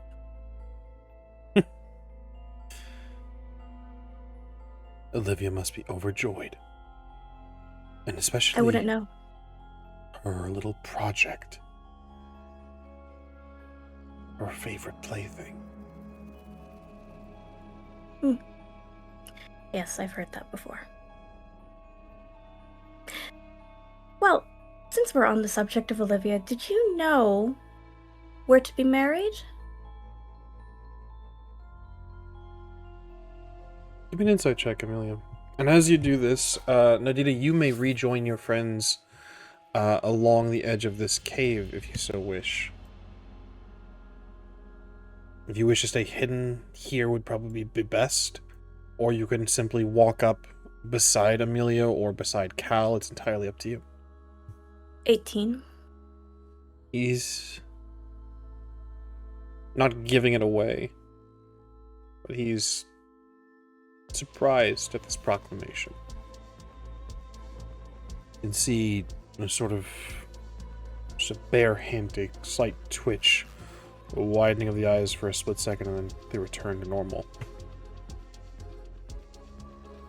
I was unaware. Yes, it was news to me too. I didn't have time to discuss it with her or find you, as I was cast away by my bark right after. But perhaps it was fate that we meet in this place. He takes a few steps closer to the edge of the chasm that separates you both. And this is... what, your deliverance? Your proclamation of true love, or is this an objection? Please, I hardly know you. We just met. No, I've come to see what you're doing here. My business is my own. Of course it is. Well, it's become our business, as it were. So I ask again, as one of your own, what are you doing here? Why such carnage in your wake? Seems unrefined for you. You refer to the one at the mouth of the cave? Yes. Even I am not immune to the hunger. No, but you hate it. As I hate most of us, Voldaren. Yes, that was made abundantly clear the night of the wedding. You were there. Everyone was there.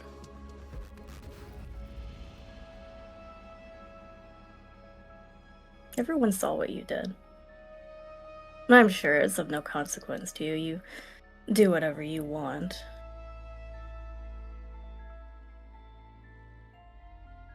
I have only ever done what is best for our home.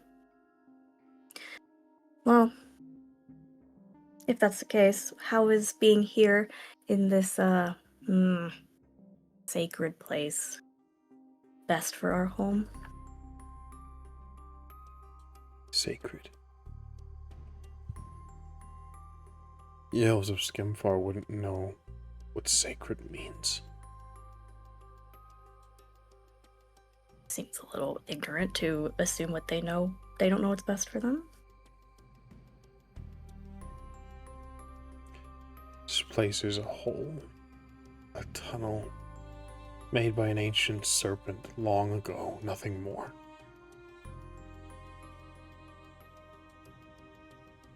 Goodness, I'm not religious, and I honestly couldn't care less what they find sacred, but come on. Even I know that's a little, again, ignorant. If it's so insignificant, then why are you here, making such a fuss? My reasons are my own. Oh my god, you're impossible. Depart from me, and I'll spare your friends.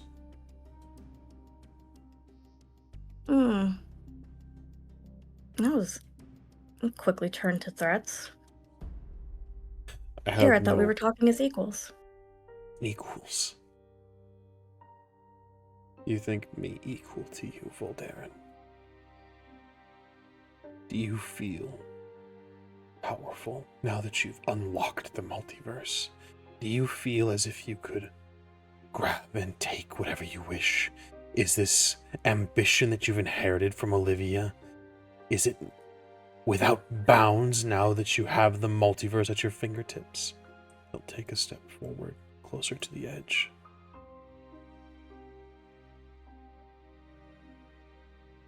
You know, you think me an extension of Olivia. Did you never stop to consider that perhaps, maybe, I am my own person with my own goals. Please. And right. Look at you. You're made in her image. I can smell her in you. Well, Your let me entire family. Ambitious, overreaching leeches, monsters. Incapable of seeing truth in front of you. Only capable of grasping what you want, what you desire. Hedonistic, really. Life's no fun with that little hedonism. But that's besides the point. In my travels these last, oh goodness, several days, I've come to learn that generalizing rarely gives you the full picture of what's in front of you.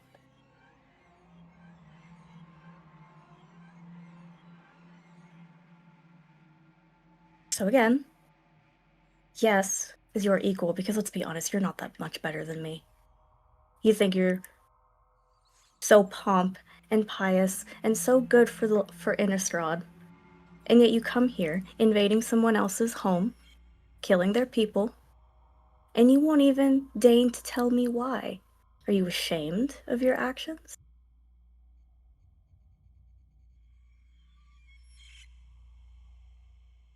I will Like not you're ask ashamed of your you condition. again.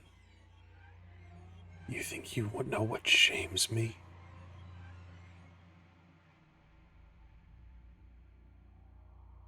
Leave. I need a wisdom saving throw from you, Amelia. Oh. Wow. 13. Your body locks. Amelia.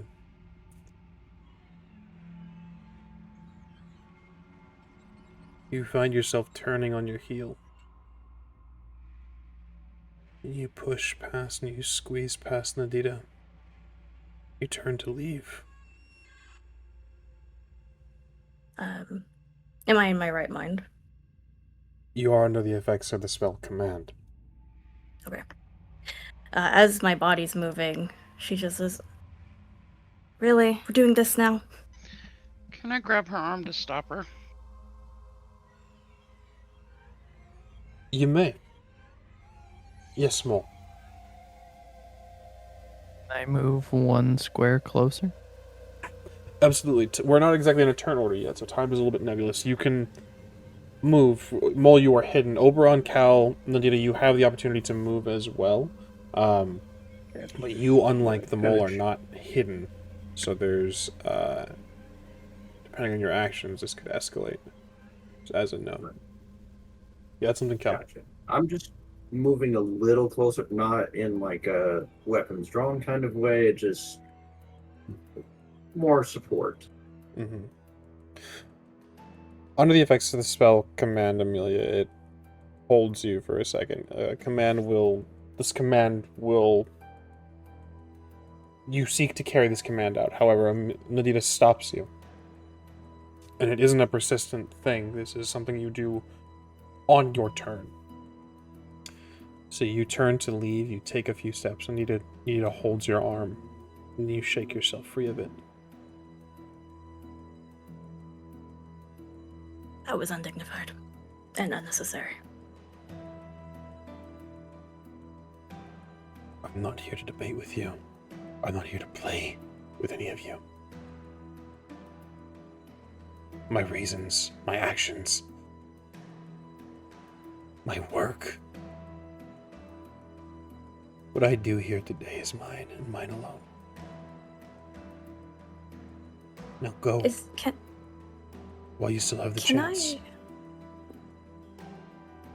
While he's talking, can I survey the environment? Is there like some, I don't know, sacred tree, monolith, rock? Is there something that can be clearly defined as an end goal in this area? Not even a check is necessary. In this area, no. There is a path. When he was facing down this way, there is a single path toward the bottom of this map and to the south, technically, if you're looking at cardinal directions. There's also an exit this way up in the top right area.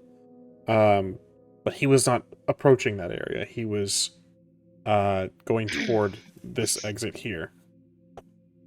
Can I message Mole? Message, depending on... Yes, you can, depending on how deep the mole is. Oh. Well, no. The mole 'cause at this point is only about 5 feet below the surface of the ground.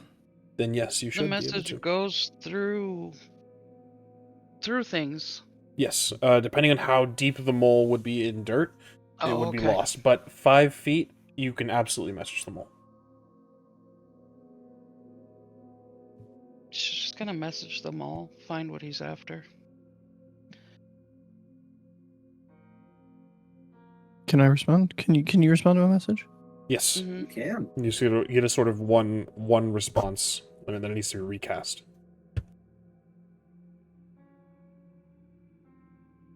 Heard. Then the mole will just respond with, I will find it, and if he is still trifling, then I will kill him.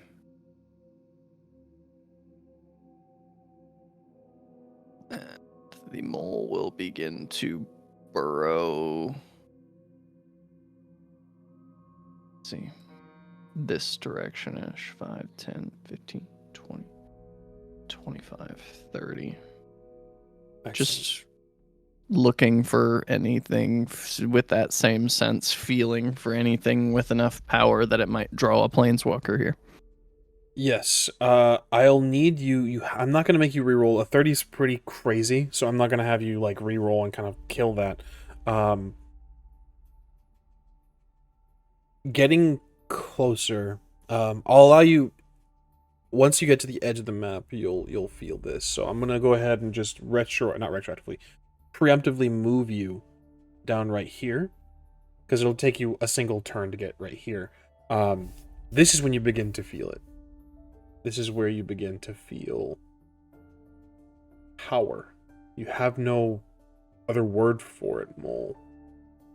It's just raw power and opening a culmination of arcane magic and power. It's just raw energy and mana. Something open, something free. While you reach that, and as you ascertain that, let's continue the rest of you.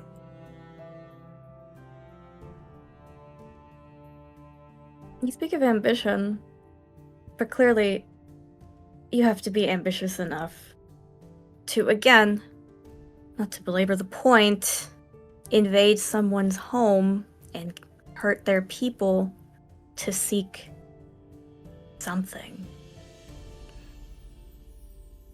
Despite So- rumors and expectations, I don't want to kill you, Voldaren.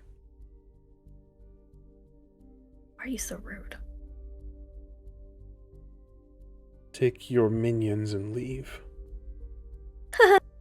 My minions. That's funny. Can I try to put him to sleep? You may certainly try.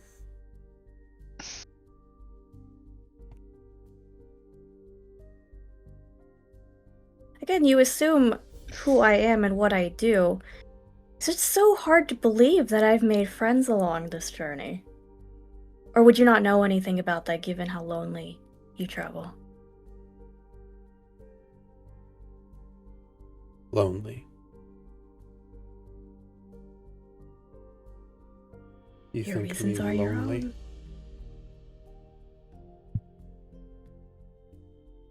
I don't know. You give off that. You give that off. Go ahead and Nadidah, if you would like to roll me the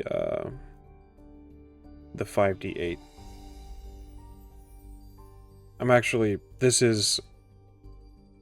not gonna have you roll this. This would be redundant. There is no combination of dice you could roll that would put Sorin to sleep with 5d8.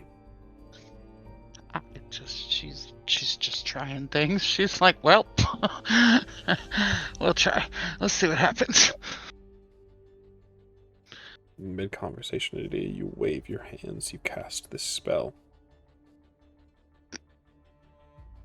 His lip raises in disgust. Pathetic.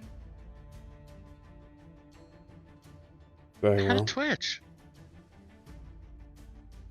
I will silence you myself then. And he reaches for his sword. Pulls it from its sheath. Oh, uncivilized. Everyone to roll me initiative. Yeah, seeing him take that out, I'm gonna take my hammers out. So. This sword does necrotic damage, correct? From what you've seen, yes. Just throwing it out there that I am immune to necrotic damage. Immune or resistant? Immune to. Resistant, sorry. Where did it go? Oh, okay. I was saying, like, ooh, that's an upgrade. I was sorry. confused. I I have- was like, damn, I what have did we give you? resistance to necrotic damage. Hold on. I gotta keep everything I do is like death. Well, I rolled a 1. Oh no. Oh Understood. Mole? I was included in needing to roll initiative? Yes, because depending on, even though you're not in combat, your movement will count, depending on where you are and all of that. Very average. We're looking at a grand total of 14. Sorin did also not do well on his initiative, so turn order will be Oberon, the Mole, Nadidah, Cal, Sorin, and Amelia. So let's begin with Oberon. So I'm gonna approach. Let's see where did it go? I was trying to get the measurement. Oh, it does work. Okay.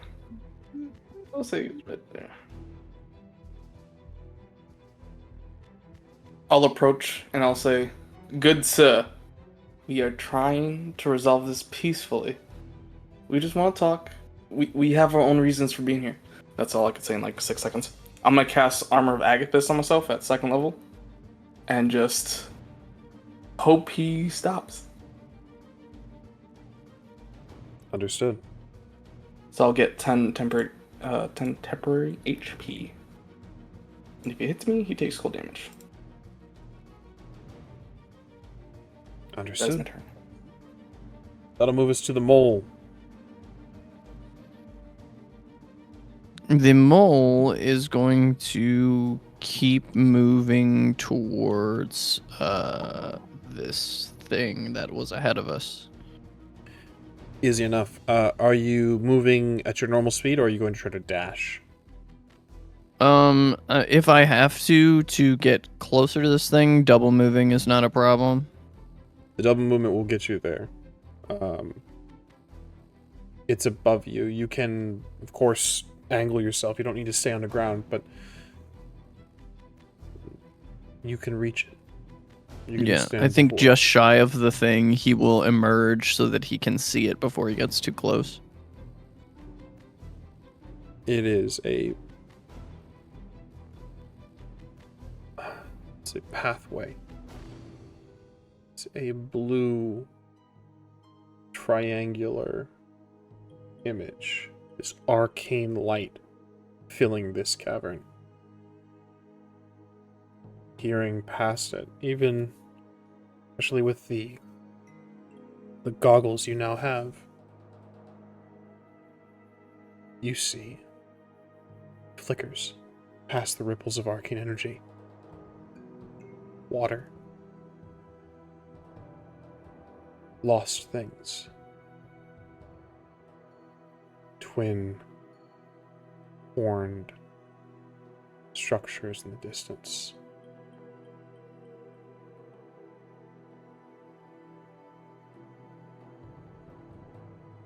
It's your movement, Mole. Is there anything you'd like to do? I have a question. What you got for me? I got an inspiration as well.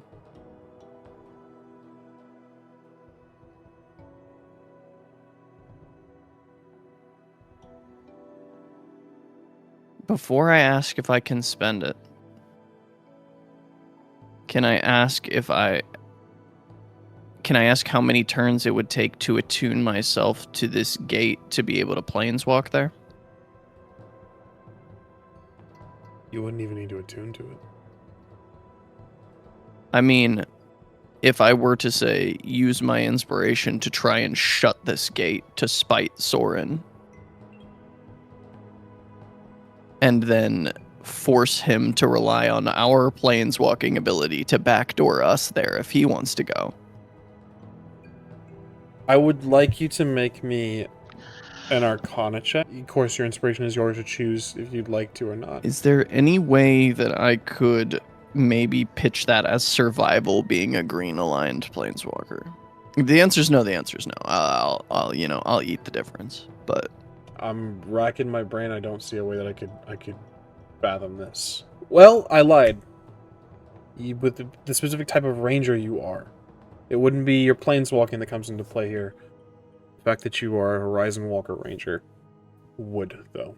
So yes, I'll pitch this as survival. okay, that's a 16 on the dice. Plus 8 is 24. 24.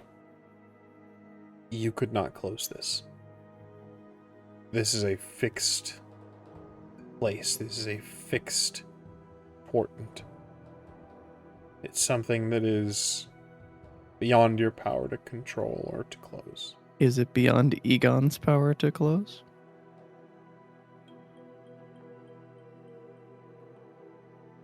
You think that if anybody, a god might be able to, and if these gods are the gods you know on Theros are powerful.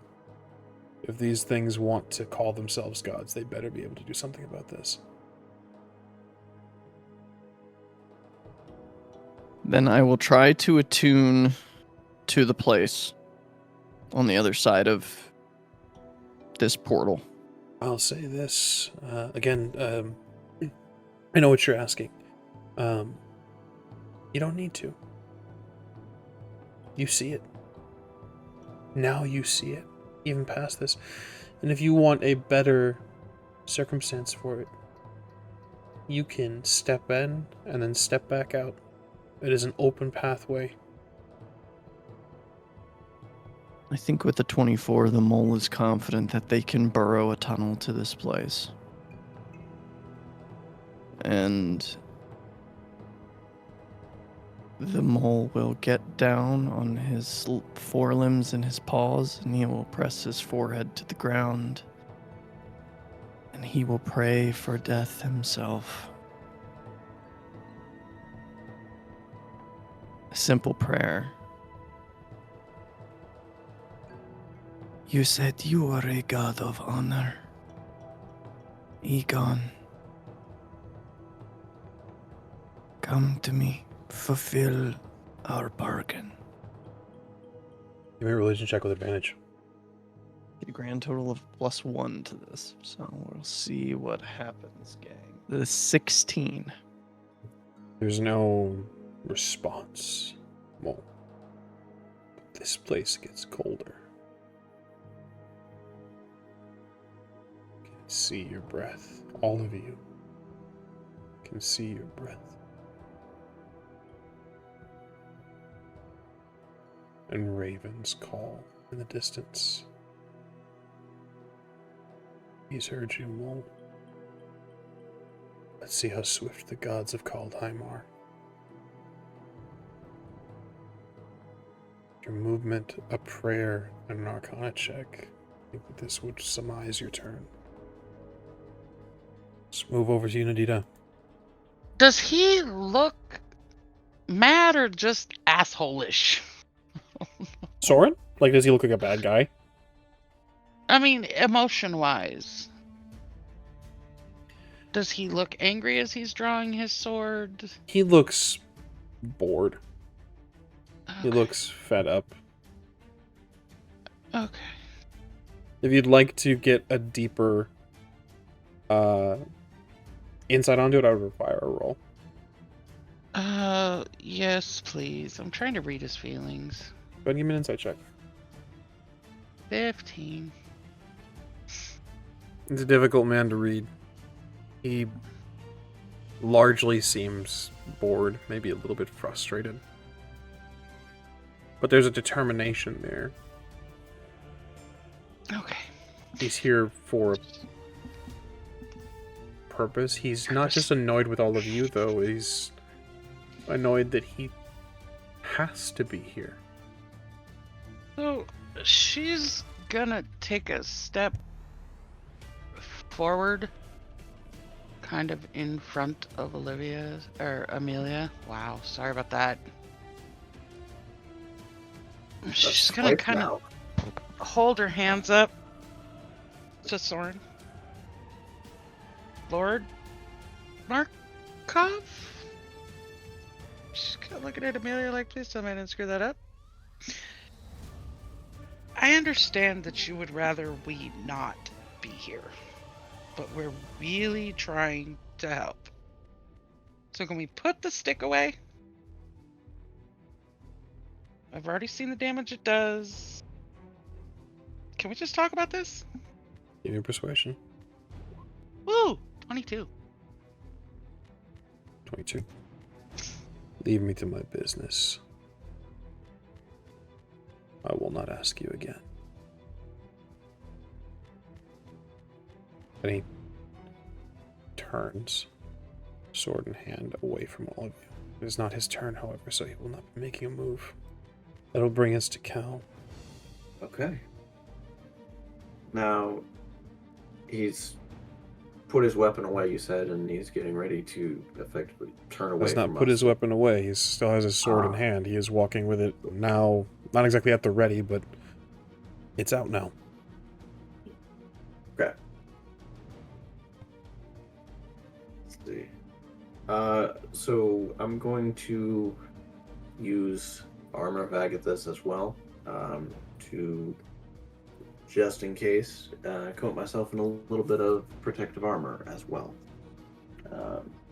So I'm going to get a little frosty, gain some temporary hit points. Total of 12 of those, because I've got one of my features gives me a little bit of extra temp HP. On top of that,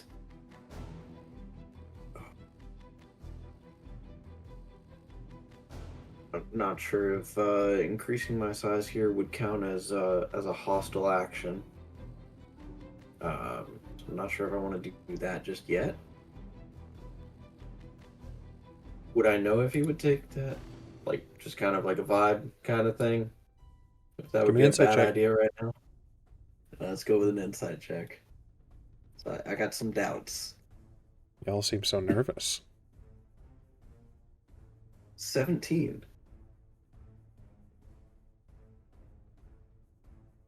Maybe not the size increase. Making a step toward him. He's turning to leave you all. He doesn't care what you all do. Size increase means nothing to him if you approach him, however. It's a bigger target for him. Okay. You know what? I'll go ahead and yeah, just in case, I'll go ahead and burn one of my giant smites and go up a size there.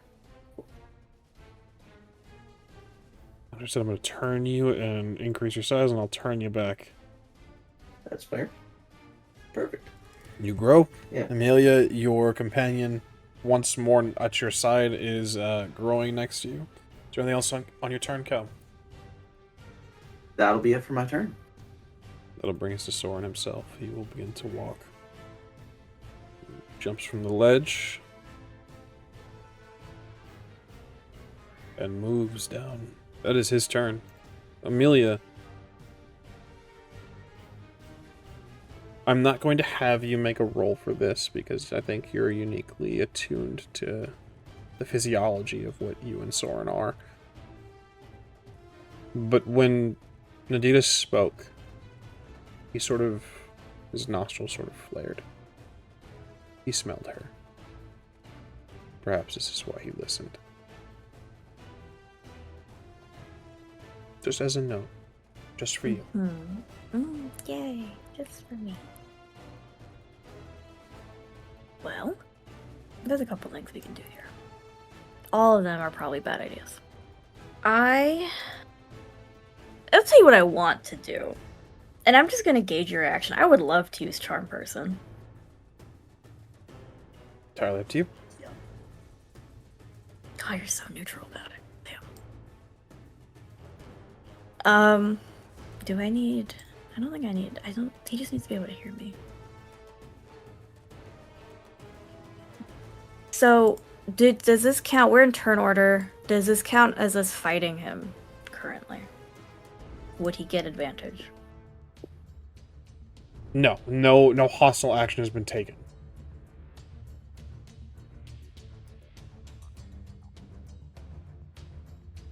Well, you know, it's only fair because he used a mind power on me. So,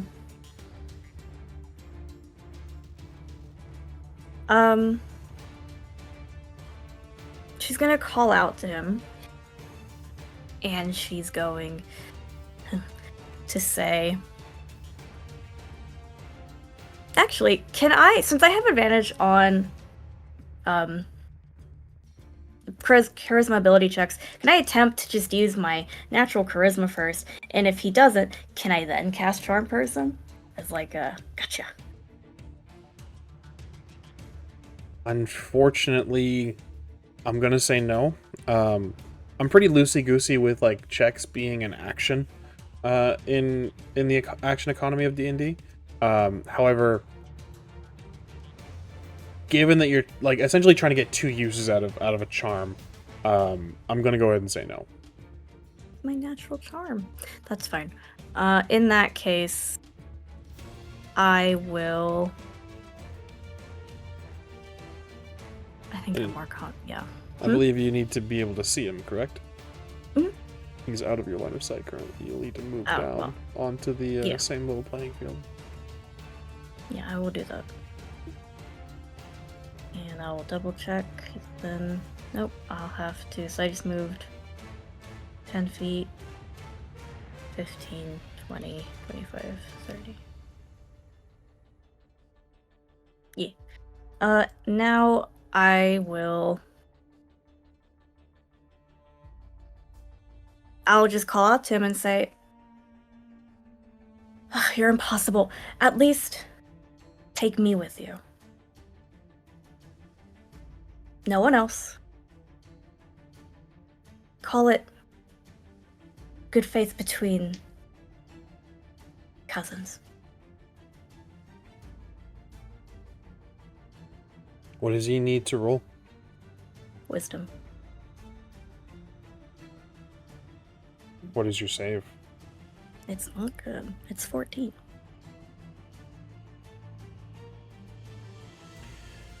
He turns back to you.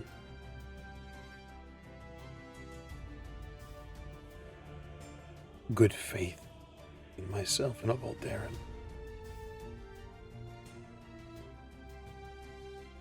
You haven't studied much, have you? No, and clearly we're still generalizing.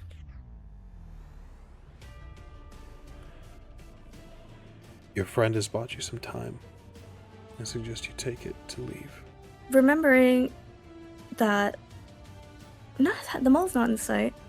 Oddly enough, so in that case, she's going to lie and say, fine, you win. You're boring anyway. Your progenitor has called me much worse. And he turns away from you once more.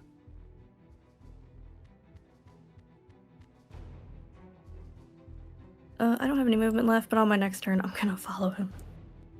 Understood. That's the goal. Do you signal to your companions that this is your plan? Yeah, we haven't, like, gotten hand signals down, but I'm gonna point at me, being quiet, following him. That's my turn. Excellent. Oberon, you're up. I don't know what to do. Like if we like all slowly follow him, would he get like mad? I'm gonna stay behind this rock. I'm gonna wait here. I'm just gonna chill. That's what I'm doing for my turn. I don't wanna aggro him. Would you like to make a stealth check? Sure, yeah, I'll do that. Even though.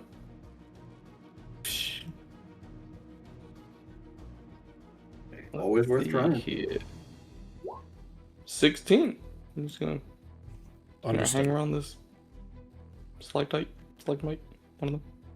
Understood. I'm Is that your turn, Oberon? Yep. Brings us to the mole.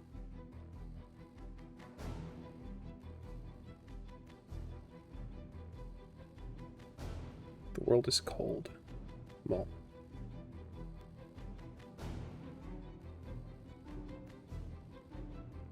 Death is fast approaching. In more ways than one. What would you like to do? I think that in this situation,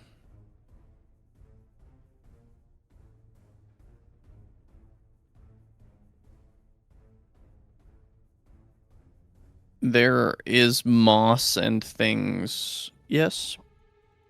There's plant matter down here. Oh yes, there's fungus, primarily.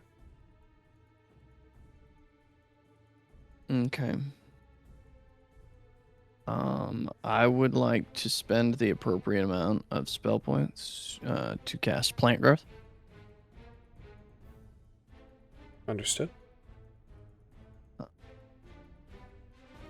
I will cast the spell using one action, obviously. And I'll choose a point within range, the range of the spell being 150 feet. So let's go with, if the mole is somewhere in here, let's center it about here. Yeah, if I center it here. And then all normal plants in a 100-foot radius around that point become thick and overgrown. A creature moving through that area must spend 4 feet of movement for every 1 foot it moves. Understood. You're attempting to sort of block his way. Well, At least hinder his speed so that Egon's slow ass can get here. They said death rides on a swift pale horse, my ass. Understood. Kindly mark. It's a 4 foot. Not 4 foot. It's a 2x2 radius, correct? Of plant growth? Yeah. No, it's everything within 100 feet of that in a radius. Oh, okay. Perfect. I'm gonna place down a sort of I'm just gonna place down a token. And you kind of, does this look like the effect that you would like, just to sort of block this path? Yeah, but expanded over 100 feet. So like top to bottom, a pillar of like from all sides growing plant matter. Yeah, well, how it reads is, if you cast a spell using one action, choose a point within range. All normal plants in a 100-foot radius centered on that point become thick and overgrown. A creature moving through this area must spend 4 feet of movement per every 1 foot it moves. So essentially, it's super difficult terrain. It's quartered movement instead of... Yes, and it's halved. it's even larger, so it's a full. Okay, gotcha. It's a full 100-foot radius from the center point. Insane that it's a radius. Yeah, I'm not even going to bother measuring. This whole cavern, along with the hallway that you're in, is going to be encompassed in this. So I'm going to place that down, just on the map layer.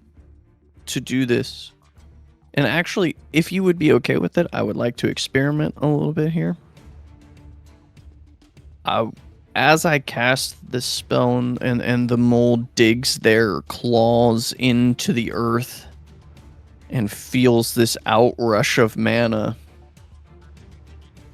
I would like to try and metabolize into myself that red mana as well and see what I can make of this. What you might be able to combine the mana with this spell? Is that what you're trying to do? Yeah, I want to see. Well, I want to, like, so how Cal was, like, internally metabolizing, and we were talking about that on the journey the way here, and how when we would stop, he would, like, absorb it within himself. The mole is going to try and do that with mana outside of his color identity as he casts the spell. Mm-hmm. What could go wrong?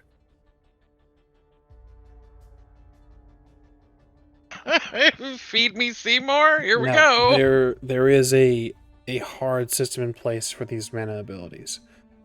What I will say, what I'm going to allow here, since you are newer planeswalkers, you're still learning, you're experimenting.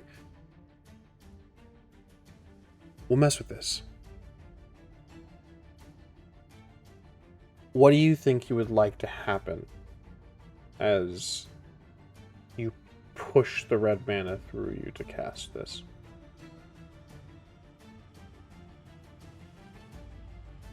I think red being the color not just associated with aggression, but also associated with taking a chance and taking a risk and moving beyond the bounds of what one thought was possible for themselves. I think what the mole would like to do here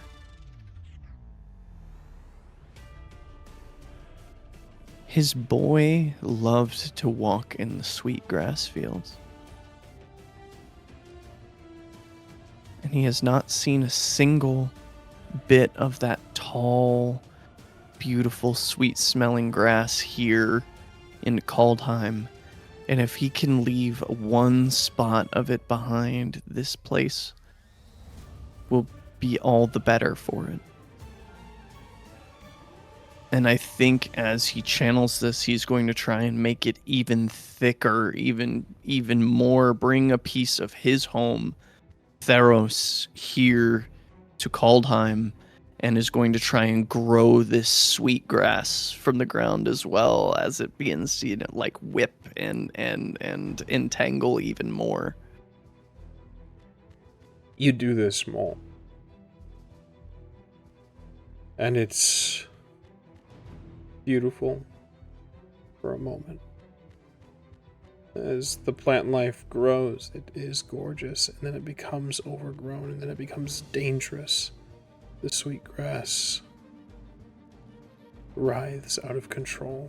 It's natural. It's beautiful.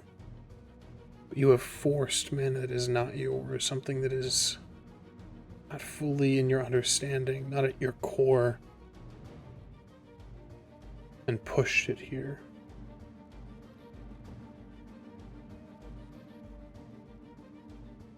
It begins to burn. It's that sight, that fire. The plant is still growing. As fast as it's being destroyed by the flames. You are filled with passion, Mole. What you tried to do is bring home here, and now you have brought it, and only to see it destroyed, to see it die.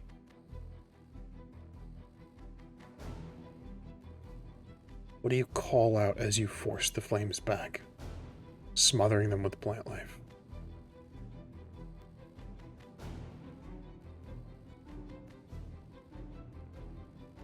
I think the mole will just call out, "Back to sleep, you. I will summon you when the time is right. Shh. Come to the mole, and I will hold your ember in my chest.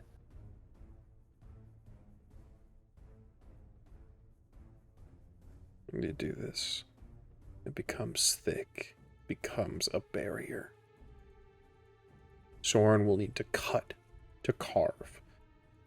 He looks disgusted, annoyed, frustrated, perhaps even angry. As the space between you and him closes and he looks forward, he sees you.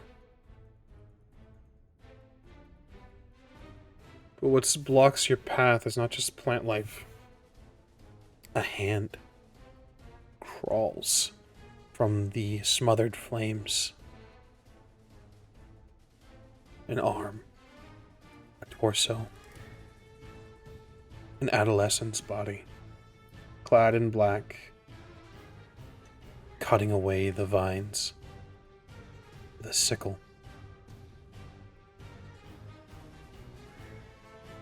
Hello again, Egon. Told you I'm a god with honor. And the vines and the grass closes, separating you and your friends and Sorin and Egon.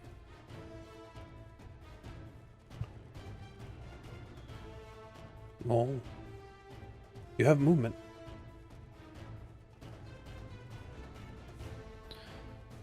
I think the mole will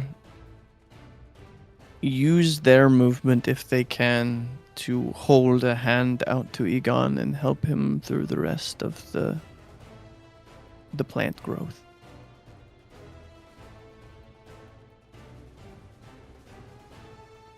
Easy enough. Simple. Egon will emerge. He will act on your turn. I'm going to add him to the turn order, but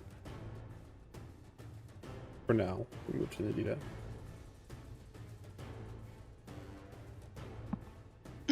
You can see up ahead something immaculate is happening, something amazing. Plant growth, not just fungus or a moss or anything like that, but full plant life. The world from above, now below. What would you like to do? Is there any way to message Mole again with all this that's going on with the growth and the? Not with the amount of matter that has been placed between you, and you have no vision for him. You could point in his direction, but there's a lot of nonsense between you all. Okay.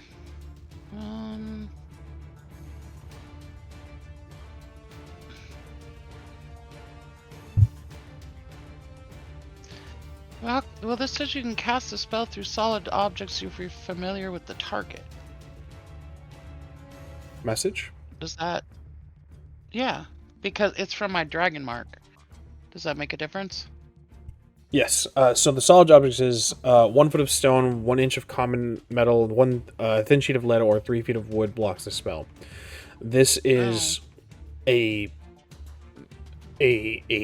culmination of grass and fungus and all of this, and it's more than that. It's as the mole said, it's condensed 100 foot radius of plant life, just condensed into one space. This is becoming very quickly a wall of grass, a wall of plant matter. Okay, well, I'm gonna scoot along the wall here, closer to Amelia. Oh, yep, right about there. And, just whisper to her that I sent the mole to find whatever he's after. And then wait to see what happens.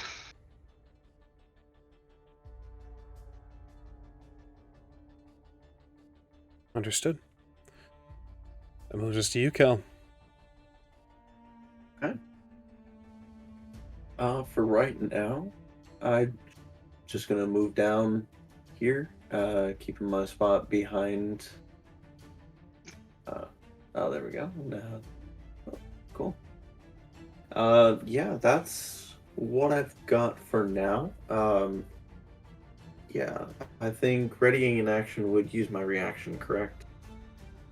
would hold your action until the trigger, and if it doesn't trigger, then yes, it would fade. Understood. Okay. Yeah, I'll hold off on that for now and just move behind Amelia. Stand guard.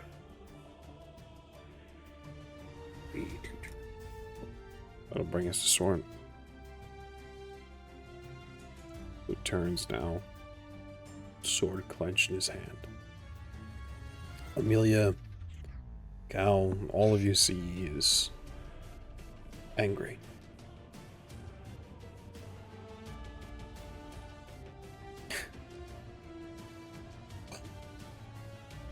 Which one of you fancies yourself a druid?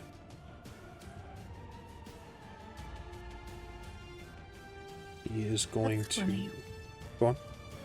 Oh, if talking is a free action. 6 seconds. She was simply going to say, that's funny. You assumed it was one of us. He's going to move up. Going to strike you with the parasite blade. You can try. I'm so kidding. Like, he absolutely can. Alright. What is your AC? That is a grand total of 14. Interesting. That is a 13 on his first strike. Ooh, that's fun. Nice. So you move back, Amelia, you dodge out of the way, the parasite blade almost whispering, almost hissing as it moves past your face. And I like to maintain eye contact.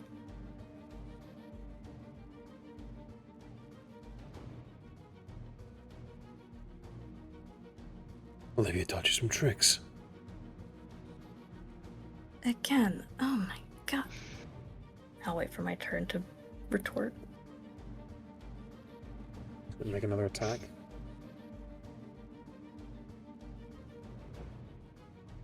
That is going to hit with a 25. Ow. If I may, I'd like to use my reaction. What was your trigger? I should have asked that before. Apologies. Certainly. So the creature here is when I, or a creature I can see within 30 feet of me, is hit by an attack roll. Is this a feature? And it is. One of the runes that I have allows me to change the target to a different target. I've got more hit points, so I'm gonna soak up the hit.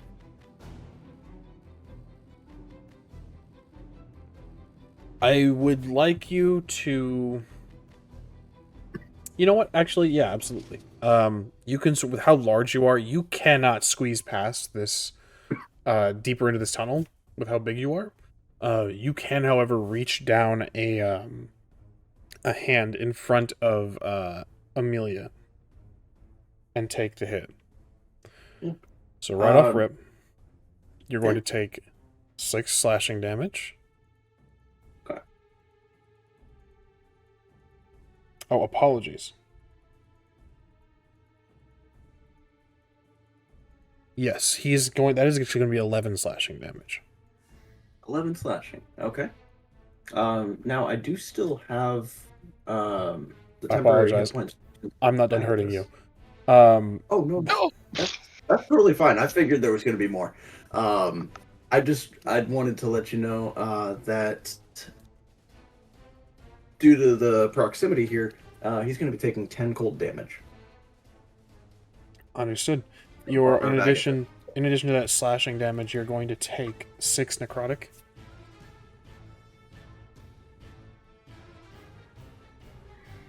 Okay.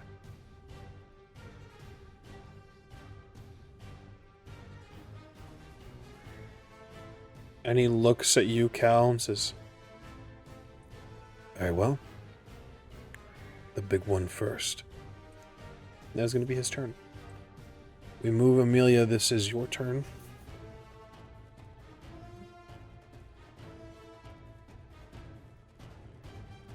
She's just going to say not taking her eyes off him, but for a moment to glance up at Cal. She's going to say, It's called having friends, Sorin. You should try it sometime. Also, thank you, Cal. Did you consider we could help you if we knew what you were up to?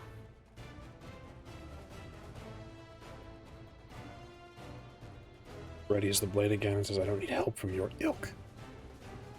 Oh my god, you're so annoying. Fine. And I'll cast Hex, which just goes through. Which just goes through? Mm-hmm. There's no Hype. save. Hype. And I think I want to target... I can target an ability for him to be given disadvantage on. I'm gonna do... It's checks specifically. It's not saving throws, right? Yeah. Yeah, that's why. Yeah. So somebody wants to knock him down or something. Right. So I was thinking dexterity or strength. He's probably more dexterous to dexterity. Yeah. This will affect his dexterity. Well. Yes. Okay. He's hexed. That's a bonus action. And I need to... Yeah, I read up on that already. So what I would like to do next is cast...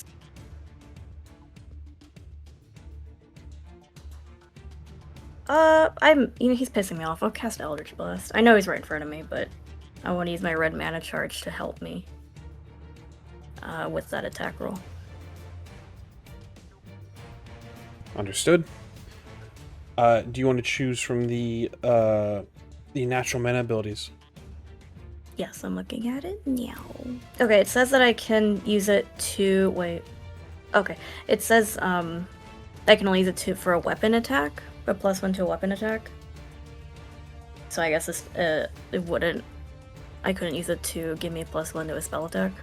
I'll give you the +1 to spell attack. Again, you guys are new planeswalkers. Things are a little. You guys are experimenting before you guys understand the hard rules. I'll give you this. Thanks. So, I hope this is. Well, it's not great, but math. 16. With a 16, it hits. Just barely. I wish I kept Repelling Blast. That's okay. So, let's see, it's gonna be D10 plus my Charisma, which is 4. So, 11. Don't you also get hex damage? Yes. Oh, and a D4 from Hex. Thank you. 4. So 11 force damage, 4 necrotic. Do I get 2 beams yet, or that's 5th level? Okay, so just the one. Hex is a D6. It's D6? Oh, it's 54. Yeah. What? Even better. It's such a good combo, especially when you get more than one Eldritch Blast. Yeah, so that's going to be 11 force and 3 necrotic.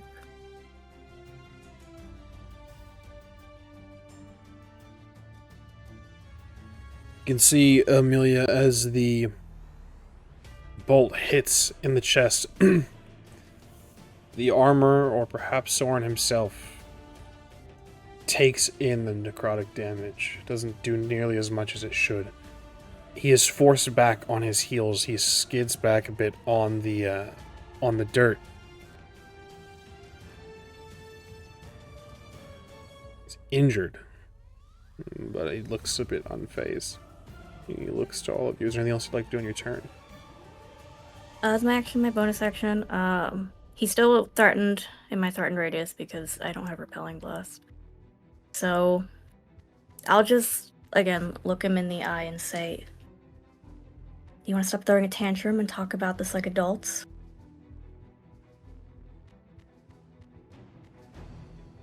Let me show you what a true fucking noble of Innistrad looks like. And he takes another step towards you. And that is where we're going to end today's episode. Thank you so much for being here.